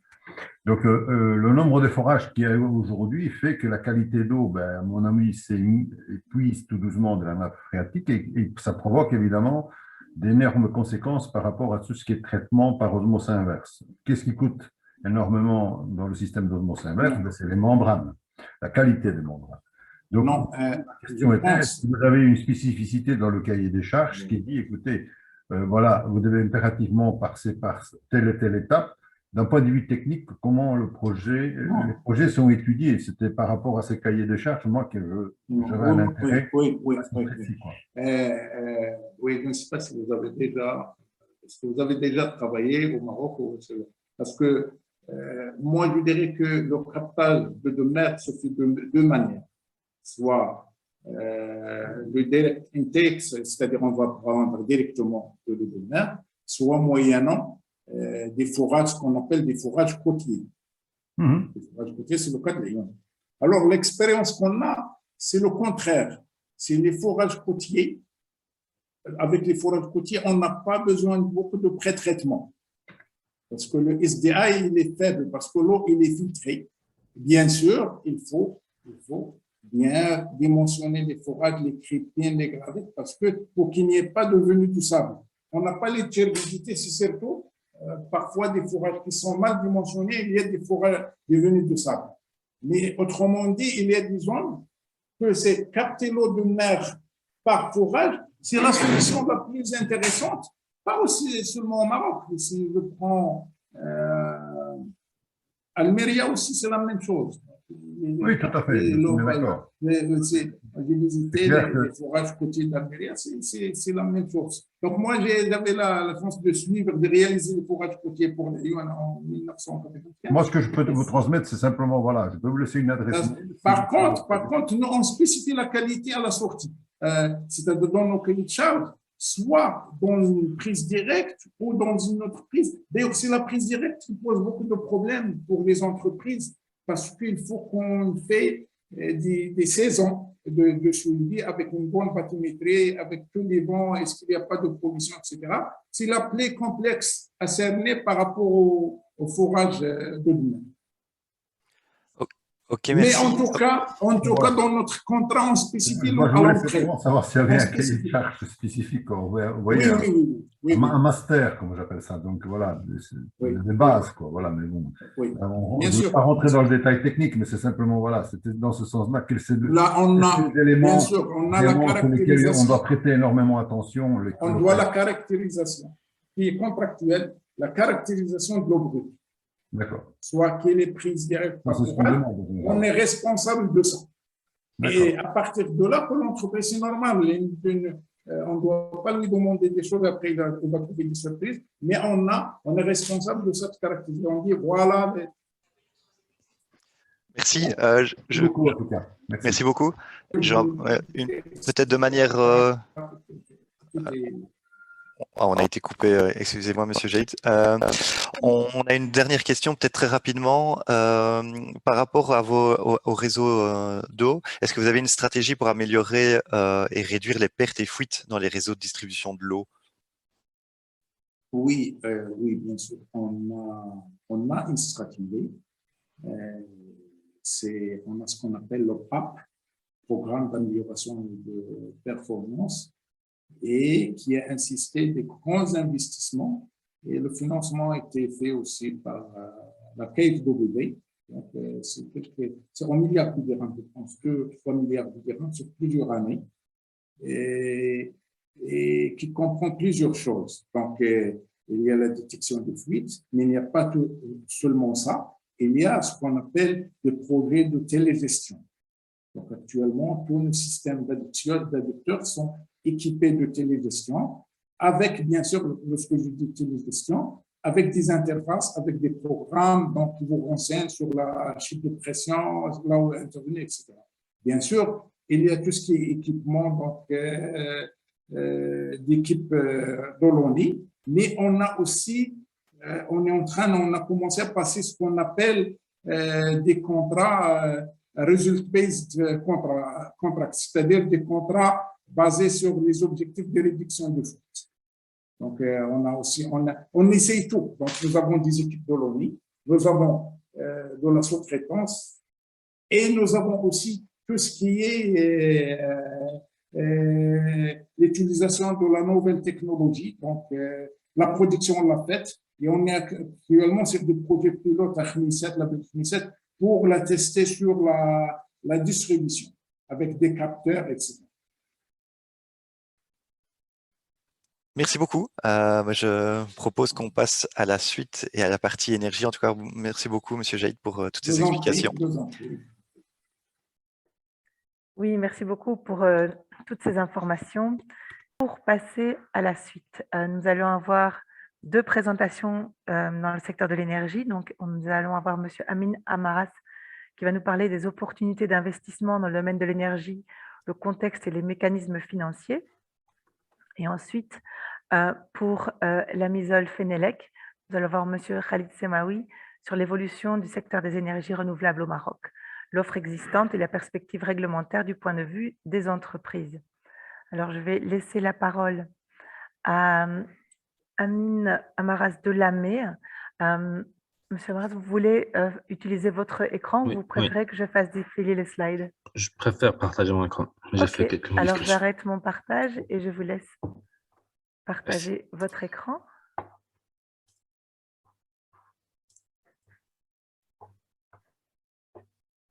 Donc, bonjour tout le monde. Bonjour. Amin Ahmarras, chef de service de la formation au sein de l'AME. Donc, je vais essayer de partager avec vous un peu les opportunités d'investissement dans le cadre de la War Room Green Economy. Donc, pour ce faire, on va voir un peu une vue d'ensemble du Maroc, de la situation énergétique du Maroc. Donc, la problématique majeure du Maroc, c'est la dépendance de l'importation de l'énergie. Donc, on est en 2014 à peu près à 90%. Ça a diminué, mais sensiblement. C'est-à-dire qu'en 2020, on est à 87% et la part de la facture énergétique est de 9% du PIB. Donc, on paye en devises étrangères notre facture et c'est une problématique majeure que le Maroc a essayé de régler par poser une stratégie nationale énergétique ambitieuse. Donc, on a une ambition de 52% en énergie renouvelable en 2030 et un objectif d'efficacité énergétique et d'économie d'énergie de 20% en 2030. Donc, les secteurs concernés par l'efficacité énergétique sont le secteur de bâtiment, c'est-à-dire résidentiel et tertiaire, et qui représente 32% de la consommation finale d'énergie en 2017, l'industrie 19% et un peu moins seulement que le transport, qui a la plus grande part, qui est de 36%.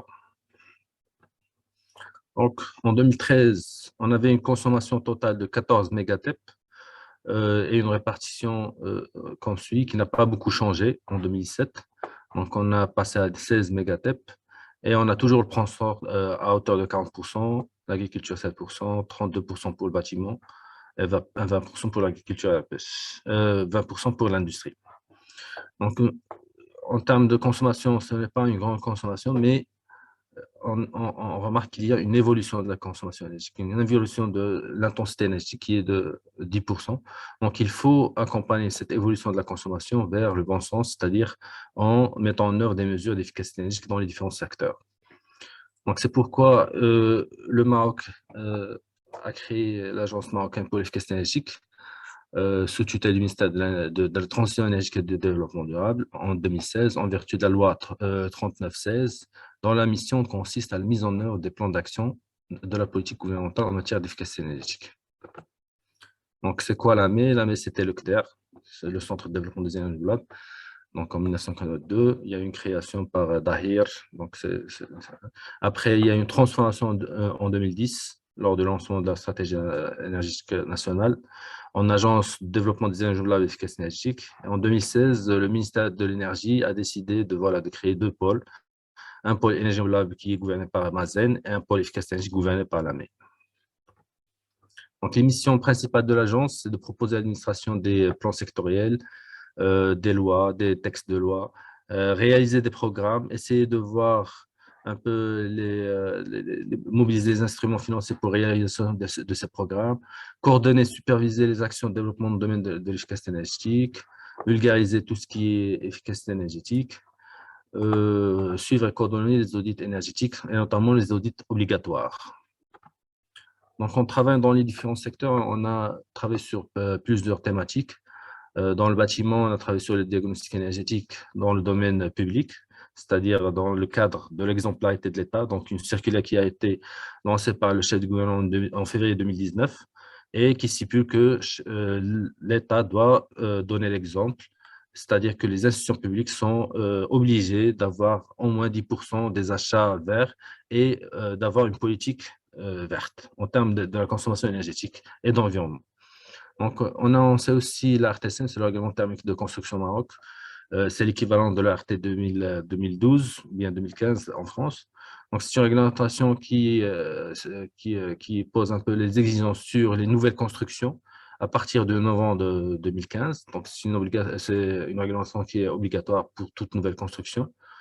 On a élaboré un logiciel de simulation Binayet qui est gratuit et téléchargeable sur nos sites pour les architectes. On a formé plus de 4000 architectes dans ce sens afin de se familiariser avec la réglementation et d'être en toute, voilà, en toute et pouvoir travailler avec la réglementation. Donc, l'industrie, on a lancé l'audit obligatoire, donc un décret qui stipule que toute entreprise industrielle qui dépasse une consommation annuelle de 1500 TEP est assujettie à l'audit obligatoire. Elle doit faire un audit obligatoire par un bureau d'études agréé par le ministère de l'Énergie. Donc, on a une liste publiée des bureaux agréés et la même chose pour le bâtiment tertiaire, c'est-à-dire toute entreprise tertiaire dépassant les 500 TEP est assujettie à l'audit obligatoire. On a travaillé beaucoup avec les communes et les collectivités territoriales en termes d'éclairage public. L'agriculture, on vient de clôturer un programme sur la promotion du pompage solaire financé par le GEF-PNUD. On travaille aussi sur les flottes de transport, donc diagnostic énergétique des flottes, l'éco-conduite, la sensibilisation, la formation, les ateliers régionaux et locaux. Donc, dans ce cadre, on a créé, en partenariat avec le ministère de l'Industrie et du Commerce, la War Room Green Economy. C'est quoi la War Room? C'est une cellule dédiée à la promotion de l'économie verte et qui réunit les différentes parties prenantes autour d'une seule table pour accompagnement des investisseurs de projets verts. Donc, il y a eu une première War Room. Donc, la War Room, l'origine de la War Room au Maroc, c'est le Covid. Donc, au début du Covid, on a vu qu'il y avait une nécessité, le ministère de l'Industrie a vu qu'il y avait une nécessité de créer des War Rooms pour avoir les premiers voilà, des produits qui sont nécessaires pour contrer le Covid. C'était les masques, c'était voilà, les appareils respiratoires. C'était pas mal de choses et les War Rooms ont eu pas mal de succès. Donc, il y a eu plus de 7 War Rooms. Et la 8e, c'est la Green Economy. On a dit pourquoi pas ne pas créer une War Room pour essayer de réussir une transition et une croissance économique vers tout ce qui est green, c'est-à-dire une industrie qui va produire des produits green et qui vont substituer l'importation de ces produits. Et c'est accompagné destiné à tous les parties prenantes, que ce soit marocaines ou bien étrangères. Donc, on a 7 services qu'on propose aux différents investisseurs. Donc, il y a tout ce qui est accueil, promotion, formation, normalisation, approvisionnement, foncier, appui financier, appui réglementaire. Donc, plus de 30 projets accompagnés depuis la création de la War Room et 4 projets au stade d'investissement et 2 projets au stade de réalisation. Donc, les secteurs prioritaires, il s'agit de l'agroalimentaire, l'électrique, la mobilité et les transports, l'industrie du cryo-textile, l'industrie chimique, matériaux de construction, plasturgie, industrie mécanique et métallurgique. Donc, on a, dans le cadre de la War Room, on a travaillé aussi en partenariat avec les différentes parties prenantes, et notamment le ministère de l'Industrie, l'élaboration d'une banque à projets. Donc, on a proposé plus de 35 fiches pour les investisseurs afin qu'ils aient une idée sur les différents projets verts, offrant une opportunité d'investir dans le secteur vert. Donc, les partenaires, c'est le ministère de l'Industrie, le ministère de l'Intérieur, l'économie de finances, le département de développement durable, la COVAD, l'ANSA, l'ADD, l'agence urbaine, les banques. Donc, les secteurs, c'est déchets industriels, plasturgie, textile, biocharbon, équipement d'efficacité énergétique, équipement pour les énergies renouvelables et biocarburants. Donc, on a eu pas mal de retours par rapport à ces projets. Donc, on a eu la plupart des projets concernent le recyclage des plastiques et pneus, mais aussi les équipements d'efficacité énergétique et les énergies renouvelables. On a eu d'autres 16% pour divers projets qui rentrent dans ces deux catégories.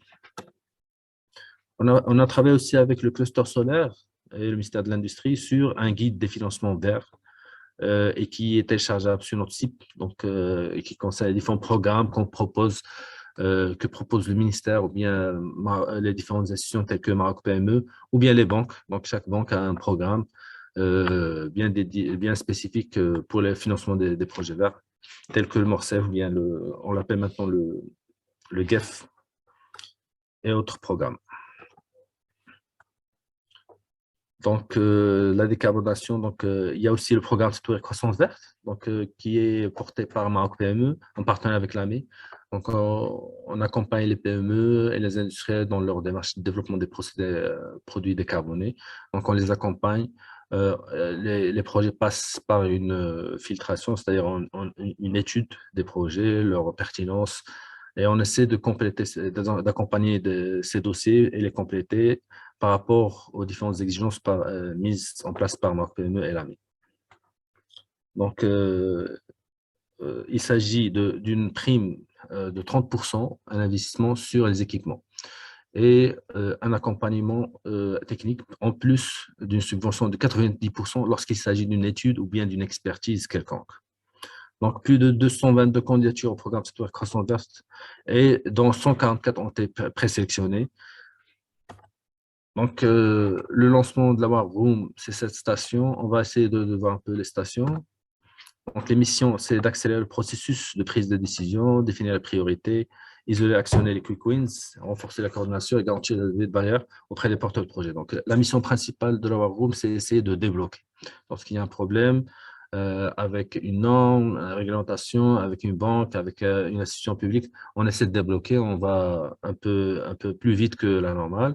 On a des différents points focaux dans les différentes institutions qui ont un accès direct à la War Room. Ils voient ce qu'on fait et on les contacte directement pour essayer de débloquer les situations, d'avoir l'état d'avancement des dossiers, où ça bloque, et comme ça, on intervient. Mais aussi, on propose des propositions de foncier, d'assistance technique sur des questions quelconques. Là, c'est un peu l'organigramme, logigramme d'intervention.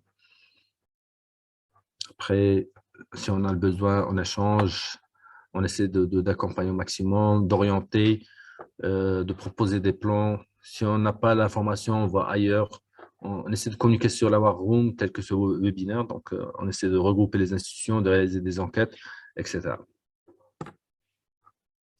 Donc, la War Room, c'est plusieurs partenaires. Donc, on essaie de travailler un maximum de partenaires. Mais les partenaires directs, c'est la COVAD, Maroc PME, le ministère de l'Industrie, département de l'Environnement et le ministère de l'Énergie.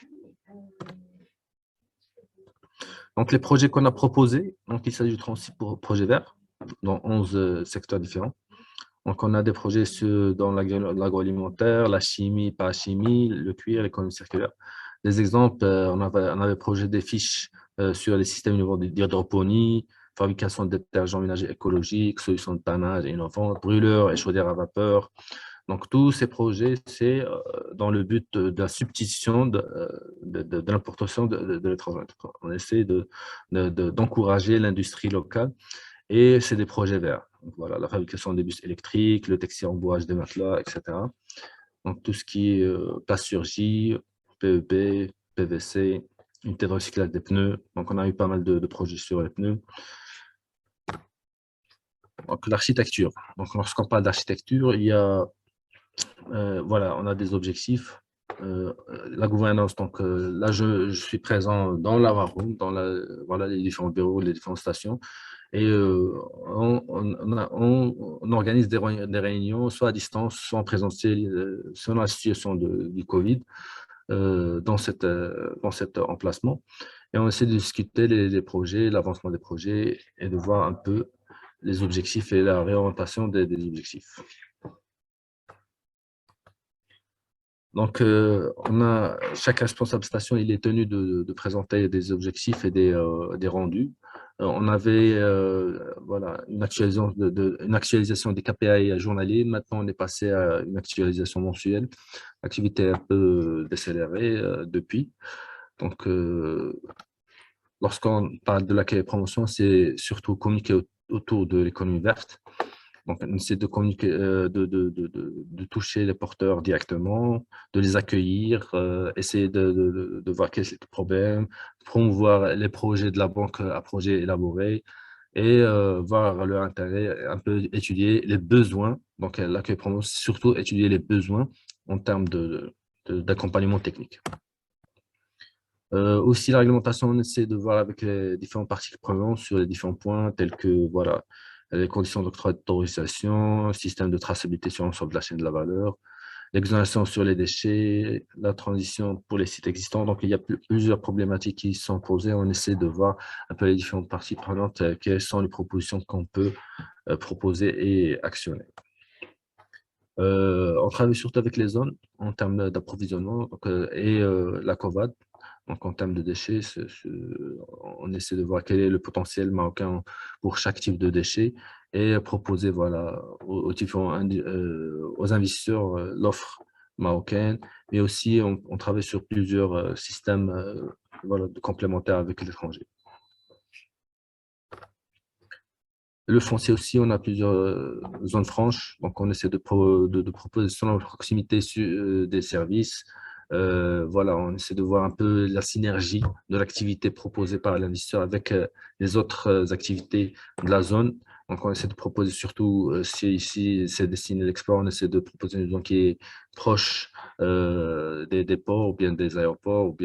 Donc, selon le besoin, on essaie de proposer 2-3 sites selon la superficie, on essaie de voir la disponibilité de la superficie et toutes les caractéristiques qui intéressent l'investisseur. Normalisation, certification, s'il y a une norme, on essaie de contacter l'IMANOR surtout, l'ANSA, la COVAD, le ministère de l'Industrie pour voilà, homologuer la norme ou bien la création d'une nouvelle norme pour l'investisseur ou bien l'industriel futur. Les formations, on a une grande offre de formation, surtout on travaille avec l'offre PPT, mais on met aussi une offre de formation courte et professionnelle donc, de 5 jours sur les différentes thématiques vertes telles que le PV, photovoltaïque, les chauffe-eau solaires, interconnexion réseau, tout ce qui est réglementation thermique, tout ce qui est, voilà. Donc on a une offre sur tout ce qui est efficacité énergétique dans l'industrie aussi, 50001, audit énergétique, etc., etc. L'appui financier, donc on essaie d'orienter l'investisseur sur l'offre financière la plus adaptée à son investissement. On l'oriente aussi vers Maroc PME pour voir un peu quels sont les programmes s'il s'agit d'une PME.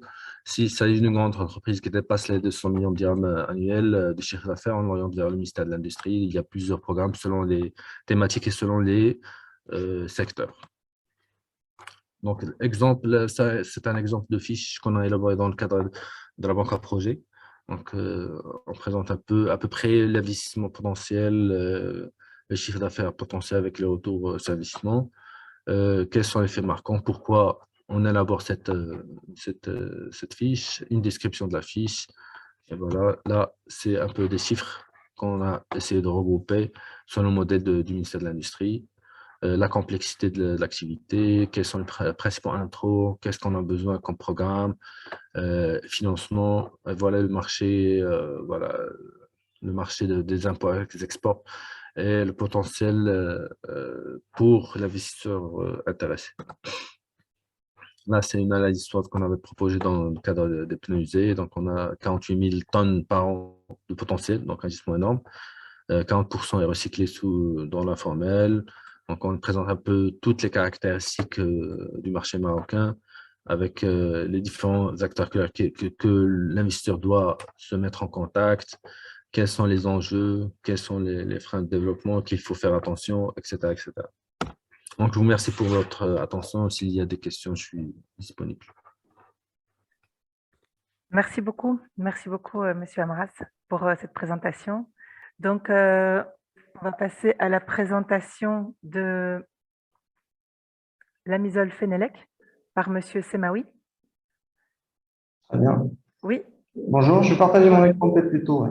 Ah, vous préférez partager le vôtre? Ok, très bien. Vous préférez comme ça, sinon je fais défiler vos slides, c'est pareil. Je préfère partager, comme ça j'aurai la main. Ok, j'arrête le partage. Est-ce que je peux juste vous demander d'essayer de rester synthétique? Parce que je vois que le temps avance très, très, très vite et qu'on a pris un peu de retard sur le programme, mais bon, ça va aller. On raccourcira la dernière partie, ne vous inquiétez pas. Et donc, je vous laisse partager votre écran, Monsieur Semaoui, c'est possible là maintenant, je pense. Ok, bonjour tout le monde. Donc, je vais vous présenter assez succinctement, comme vient de dire Catherine, donc l'évolution du secteur des énergies renouvelables au Maroc et puis l'offre existante et la perspective réglementaire, mais du point de vue des entreprises, parce que souvent, c'est pas forcément la même chose. D'abord, rapidement, par rapport à la MISOL que je représente, l'Association marocaine des industries solaires et éoliennes, juste pour dire que, d'abord que c'est une vieille association, hein, comparée au secteur, donc elle a 35 ans aujourd'hui, et qu'au début, quand elle a été créée, il n'y avait pas le E à la fin pour éolienne, puisque au début, c'était plutôt principalement le solaire. Pardon, mauvaise manipulation, voilà. Donc, depuis 2010, la mission a rejoint la FENELEC. Au Maroc, il y a une organisation assez pyramidale du secteur, on va dire, de l'associatif professionnel. Vous avez par exemple une association comme la nôtre, la MISOL, qui fait partie d'une fédération qui est la FENELEC, la fédération de l'électricité, de l'électronique et des énergies renouvelables, qui fait partie de la CGM, qui est le patronat marocain. Les objectifs de notre association, c'est d'assurer un peu ce qu'assurent les associations professionnelles un peu partout au monde, c'est-à-dire faire de la veille technologique et de conformité aux normes, la participation à l'élaboration des spécifications, la participation aux campagnes de communication, animer et organiser des séminaires, notamment des formations, et puis participation à l'élaboration d'une réglementation incitative, ce dernier point étant aujourd'hui pour nous le plus important. Alors, par rapport au Maroc et les énergies renouvelables, le Maroc est un vieux pays en énergie renouvelable, comme vient de le dire M. Marras. Le CDER, qui est donc l'ancêtre de l'AME aujourd'hui, a été créé en 82, la MISOL en 87. Donc, voilà, ça fait 40 ans que le CDER existe. Le CDER, c'était le Centre de développement des énergies renouvelables qui a changé avec le temps pour devenir aujourd'hui l'Agence marocaine pour l'efficacité énergétique. Et juste pour rappel, il y avait au Maroc déjà dans les années 90 des unités d'encapsulation de panneaux photovoltaïques. Il y a eu en 2000 le parc éolien de Koudi Al-Beda qui était 50 mégas et à l'époque il était le plus grand parc éolien en Afrique. Ça a beaucoup changé entre-temps. Et puis, il y a eu ce qu'on appelle au Maroc le PERG solaire à la fin des années 90, le PERG étant le programme d'électrification rurale globale. Le Maroc était parti d'un constat qui était un taux d'électrification rurale très faible, il était de 18% en 94.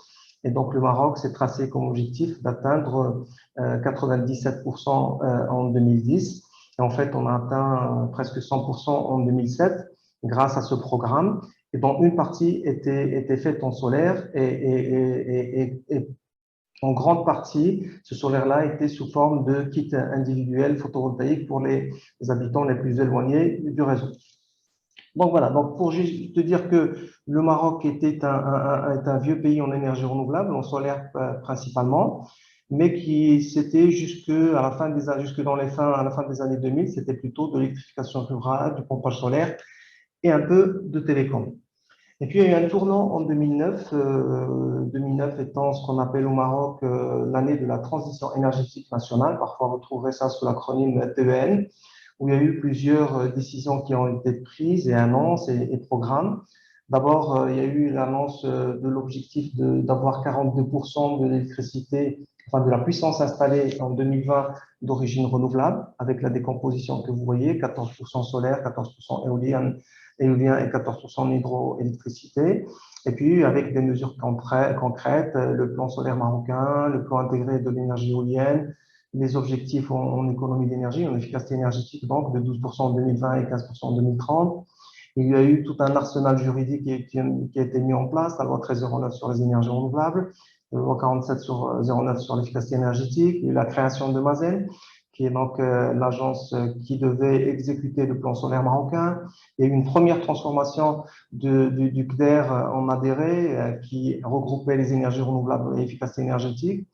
il y a eu la création de la SIE, enfin, tout un tas de choses qui ont accompagné cette transition énergétique nationale. Je veux dire, on s'est donné les moyens, à la fois en planning, à la fois en mesure, à la fois en arsenal juridique et en organisme pour réaliser cette transition énergétique nationale. Il y a eu évidemment des réalisations qui, ont suivi, qui se sont concrétisées suite à ces mesures-là, avec l'inauguration de nos 1, avec les mises en service de nos 2, nos 3, nos PV1. Tout ça, c'est des abréviations des projets solaires de Mazen, donc, qui se sont faits au début principalement en thermosolaire, mais puis après en photovoltaïque et en hybride entre thermosolaire et photovoltaïque. Il y a eu aussi un autre projet de l'ONE, l'Office national d'électricité, sachant que par la suite, les prérogatives, on va dire, de l'ONE en matière d'énergie renouvelable sont passées chez Mazen. Il y a eu aussi l'adjudication de Nord-Middle, dont je parlais tout à l'heure, qui est donc un projet hybride, thermosolaire et photovoltaïque. Il y a eu Nord PV2 il n'y a pas longtemps, en 400 MW. Donc, voilà. Puis les 2000 MW du plan éolien ont déjà été atteints en décembre 2015 avec l'adjudication d'un gros projet de 850 MW. Plusieurs unités de montage d'encapsulation de panneaux photovoltaïques ont aussi vu le jour. Usine de fabrication de pales par Siemens à Tanger. Voilà, tout un tas de mesures, donc de réalisations concrètes suite à tout ça. Et puis, pardon, je vais un peu vite. Et puis, il y a eu un certain nombre d'amendements, de changements, parce que, je veux dire, chemin faisant, on s'est rendu compte qu'il y avait des choses à améliorer, des choses à modifier, des lois à amender. Donc, il y a eu déjà, la première chose, ça a été, lors de la COP 21, ça a été annoncé par Sa Majesté, donc l'objectif de 42% d'énergie renouvelable en 2020 a été porté à 52% en 2030. Je parle de puissance installée toujours, hein. Donc 20% solaire, éolien et le reste, donc 12% en hydraulique. Et puis il y a eu le premier amendement de la loi sur les énergies renouvelables, la 50, qui d'ailleurs qui a été amendée il n'y a pas longtemps, là j'y reviendrai. Et puis il y a eu la loi sur l'autoproduction, quelque chose de très important pour nous. Et puis il y a eu la création de l'ANRE, qui est l'Autorité nationale de la régulation de l'électricité.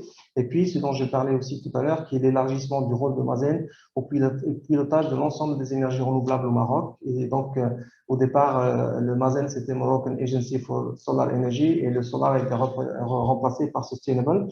Et ça veut dire aussi que notamment certaines choses qui étaient chez l'ADRE sont passées, le ER à l'intérieur de l'ADRE était pour énergie renouvelable, donc c'est passé chez Mazen. Et puis aussi les prérogatives et les projets importants de l'ONE, de l'ONE, qui sur les énergies renouvelables qui sont passés chez Mazen aussi.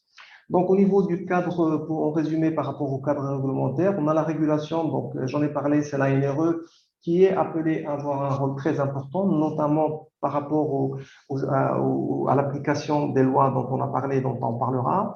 Vous avez les différents organismes qui gravitent autour de cette transition énergétique nationale, l'ONE principalement, enfin le plus ancien organisme. Vous avez Mazen, vous avez l'AME, vous avez Erazen qui est un centre de recherche. La SIE, la Société d'investissement énergétique, qui a changé aussi de rôle entre-temps. Vous avez IFMERE comme institut de formation. Et puis, vous avez les lois. Je ne vais pas parler de la loi sur l'efficacité énergétique, mais plutôt parler des deux lois qui concernent les énergies renouvelables, et qui sont la loi 1309 et la loi 1608 sur l'autoproduction.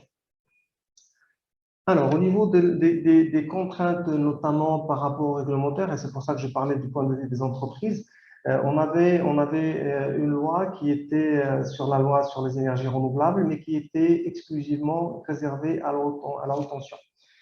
Donc, pour les clients haute tension, ça a permis quand même la réalisation de plus de 600 MW qui ont été réalisés. Tous ces 600 MW ont été réalisés et en éolien. Il y a eu un peu plus de 200 MW qui ont été autorisés il y a quelques années, qui sont en cours de réalisation. Il y a eu aussi, il n'y a pas longtemps, il y a eu un appel à projet de 400 MW qui devait initialement être en moyenne tension, mais qui finalement, parce que la loi n'avait pas été amendée à temps, ont été adjugés en avril 2022 en haute tension. Et puis, on a eu récemment, fin mai 2022, c'est tout récent, on a eu l'amendement de cette loi avec la loi 4019 qui autorise la moyenne et la basse tension. Donc, en fait, ça va étendre le rôle pour que des entreprises, des développeurs puissent alimenter des clients moyenne tension et basse tension à travers le réseau en énergie renouvelable. Et donc ça, c'est possible dès que la loi sera promulguée. La loi a été maintenant adoptée à la Chambre des représentants, elle est à la Chambre des conseillers maintenant. Donc elle va suivre, on va dire, son chemin législatif jusqu'à la promulgation. Et puis surtout, et nous, ça c'est un petit peu, j'allais dire, le bémol du côté des entreprises. Donc on va attendre la fin du processus de promulgation, mais il restera évidemment toutes les modalités et notamment les différents frais qui sont connexes à cette loi-là. Donc voilà, donc une bonne chose par rapport à cette loi-là, c'est le fait qu'aujourd'hui, ça s'ouvre à la moyenne tension et la basse tension, mais attention à toutes les modalités et les frais qui sont connexes et qui peuvent faire que les projets puissent être rentables ou pas. La deuxième loi, c'est la loi sur l'autoproduction. C'est une loi qui est extrêmement importante dans notre secteur parce que c'est cette loi-là qui permet aux entreprises notamment de produire une partie de leur énergie en énergie renouvelable, qui est aujourd'hui moins chère que l'énergie fossile et qui permet aussi de décarboner. La décarbonation étant aujourd'hui un sujet très important, il y a des choses qui sont en train de se mettre en place. Il y en a tout à l'heure, je pense que dans la présentation de la Chambre française, vous avez vu que l'Union européenne est un partenaire extrêmement important pour le Maroc. Donc, pour les entreprises qui exportent en Union européenne, la décarbonation va devenir bientôt un sujet. Alors, ça va commencer les taxes carbone vont se mettre en place à partir de 2023, mais avec, je pense, un paiement effectif de taxes carbone à partir de 2026. Donc, c'est dès maintenant qu'il faut s'y préparer. Donc, au début, on était plutôt sur des enjeux de faire du renouvelable pour de la communication et plus tard parce que les prix sont devenus beaucoup plus intéressants. Mais bientôt, on devra le faire parce que ça deviendra une question vitale de compétitivité pour un marché extrêmement important pour le Maroc et l'Union européenne. Donc, cette loi-là d'autoproduction, elle a permis de réaliser des dizaines et des dizaines de projets en solaire principalement, en autoproduction, des projets de différentes tailles. Mais en général, c'est entre quelques dizaines de kilos jusqu'à quelques mégawatts. La loi, jusque-là, elle interdit d'injecter sur le réseau public. Donc, on doit produire sur place, consommer sur place et ne pas injecter sur le réseau. Typiquement, je parle de toiture solaire sur les toits métalliques ou béton d'usine. On peut parler d'ombrières solaires sur les parkings d'usines ou de grandes surfaces. Donc, c'est cette loi-là, c'est ça ce que ça gère. Et la loi qui doit amender la loi existante, qui est la 82-21, parce qu'effectivement, il y a des ambiguïtés sur la loi existante. Elle est actuellement en discussion à la Chambre des représentants. Donc là encore, elle doit suivre son chemin. Mais il y a toujours, effectivement, vu de notre côté, il y a plusieurs points qui doivent être éclaircis, amendés, élevés. On rentrera dans les détails si vous voulez, mais notamment la revente du surplus pour éviter l'écrêtage. Voilà, les différents frais aussi. Donc voilà, donc il y a une attente très forte, que ce soit des entreprises du secteur ou bien des clients, parce que c'est quelque chose de très important, mais on verra ce que ça va donner. Donc voilà, sur l'offre existante des entreprises, et je pense que c'est la dernière slide, il y a des centaines d'entreprises de TPE, de très petites et petites entreprises qui sont actives dans le domaine, principalement local et régional. Elles sont aussi actives en résidentiel, y compris en on-grid et en pompage solaire. Vous avez, si je prends par exemple la MISOL, on a plus de 120 membres qui sont plutôt des PME. Vous avez de grandes sociétés qui ne sont pas forcément membres de notre association, mais plutôt de la Fédération de l'énergie. Donc tout ça fait que vous avez tout un écosystème d'entreprises petites et très petites, locales et régionales. Vous avez des PME qui agissent plutôt pour le CNI, donc les installations industrielles, et vous avez des grandes entreprises qui agissent pour les grands appels d'offres type Mazen. Voilà. Et puis vous avez tout un écosystème qui s'est développé autour des projets, nous, en termes solaires, voilà, que ce soit pour les structures métalliques, que ce soit pour le verre. Et donc, il y a un savoir-faire, mais on attend des projets qui viennent, notamment la concrétisation du projet de Midden dont j'ai parlé, qui fait 800 MW. Voilà. Donc, on a une offre importante en solaire, en photovoltaïque principalement, off-grid et en on-grid, donc réseau connecté au réseau ou pas, du résidentiel et du CNI et du pompage solaire. Le pompage solaire est très important au Maroc. J'ai fait le lien aussi avec la présentation de M. Jaïd de l'ONE. Et vous avez donc tous ces projets-là, les projets qui se font, que ce soit en toiture, au sol et en ombrière.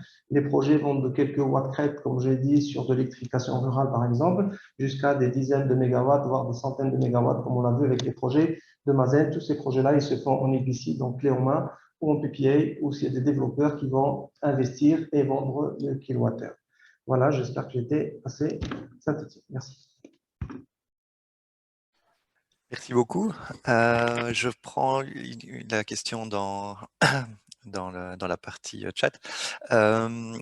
On a parlé d'énergie et d'eau, ce qui fait l'intermédiaire du biogaz qu'on pourrait valoriser sur les déchets agricoles ou des bouts de stations d'épuration.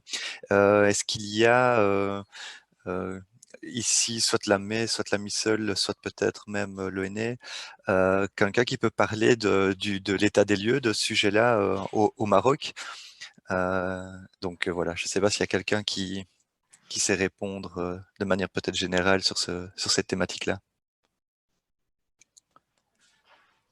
Sur quelle thématique? Donc biogaz et injection de biométhane via soit des déchets agricoles, soit des bouts de stations d'épuration. Donc à la MEI, on a un service biomasse. Donc, on a travaillé sur tout ce qui est digesteurs ruraux. Donc, on a installé près de 200 digesteurs, 300. Mais une production à grande échelle approfondie, il n'y en a pas. Il y a une petite installation de méthanisation AFS, mais c'est une petite production. Donc, pour l'instant, au Maroc, il y a un grand gisement qui n'est pas exploité. Donc, donc c'est pour ça qu'on encourage les différents investisseurs à investir dans cette filière et de développer cette filière. Mais voilà, et aussi, on essaie d'accompagner voilà, la filière par l'amendement de nouvelles lois qui essaie d'organiser surtout tout ce qui est biocarburant, etc. Donc, voilà, c'est ce que je peux dire dans ce... Donc, s'il y a un suivi d'une PME intéressée sur ces thématiques-là, c'est plus à la MEI qu'il peut contacter? En termes d'installation, donc ouais. c'est la main avec le ministère de l'Industrie, c'est avec Maroc PME, donc il y a toute une commission qu'on peut accompagner l'aboutissement de ces projets. Mais s'il y a une grande production, donc une grande usine de production, c'est plus Mazen, je crois, parce que c'est des énergies renouvelables. Donc. Ok, très bien. On pourra faire le relais vers la personne. S'il n'y a pas d'autres questions, Catherine? Oui, merci Cédric, merci à nos orateurs, merci donc à Monsieur Amaras et Monsieur Semaoui pour leur présentation qui était très très intéressante. Je vous partage aussi quelques liens ici, hein, donc entre autres le guide de la MEI, etc. La banque de projet, le lien vers la banque de projet aussi. Et s'il y a d'autres liens à partager, n'hésitez pas les orateurs à nous communiquer les informations. Elles seront rajoutées donc dans les minutes du meeting et dans les slides qu'on partagera par la suite. Voilà. Donc ça, c'était les liens à partager. Les questions-réponses, on les a faites. Alors, pour information, donc, l'IWEN organise dans le cadre de son projet une mission au Maroc à la fin de cette année-ci, donc fin 2022. Elle aura lieu entre mi-novembre et mi-décembre. C'est une mission de 3 jours qui comprendra une ou deux visites de terrain, des événements un peu de networking et aussi pas mal de B2B. Donc, le lieu est encore à définir hein, en fonction un peu des intérêts et des contraintes logistiques. Il y aura une priorité pour les membres IWEN. Donc, on a lancé l'appel à proposition. Il est en cours d'analyse et on vous donnera plus d'informations d'ici la fin du mois de juillet. On aura fait l'analyse et voilà, on vous enverra plus d'informations. Comme on est un peu pressé par le temps, je vais juste vous passer le slide suivant déjà, qui donne les informations sur notre site internet, sur LinkedIn. Vous pouvez nous rejoindre sur LinkedIn ou sur Twitter ou sur la plateforme ECCP. Donc, n'hésitez pas, là, vous avez toutes les informations pour ceux qui ne font pas encore partie du réseau IWEN, de nous contacter. On peut vous guider, vous expliquer comment rejoindre le réseau. Et alors, une information complémentaire encore qui sera présente, c'est nos adresses email. Voilà. Donc, s'il y a d'autres informations ou d'autres questions, je dirais c'est le moment. On va essayer de clôturer. Donc ici, vous avez toutes nos informations de contact pour ceux qui le souhaitent. N'hésitez pas à nous contacter par la suite. Si vous avez des questions, on pourra y répondre par email ou par contact téléphonique sans souci. Donc voilà, on arrive à la fin du webinaire. Je voudrais remercier tous les participants, évidemment, et surtout aussi tous les orateurs.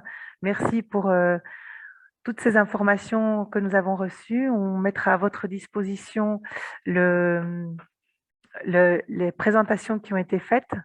Peut-être pour ceux qui, si les présentations étaient différentes de celles que vous avez envoyées, renvoyez-les-moi, comme ça je mets la dernière version pour les minutes du meeting. On enverra donc les présentations à l'ensemble des participants. Si plus personne n'a rien à rajouter, je voudrais tous vous remercier et donc prendre congé de vous. Vous revoir bientôt.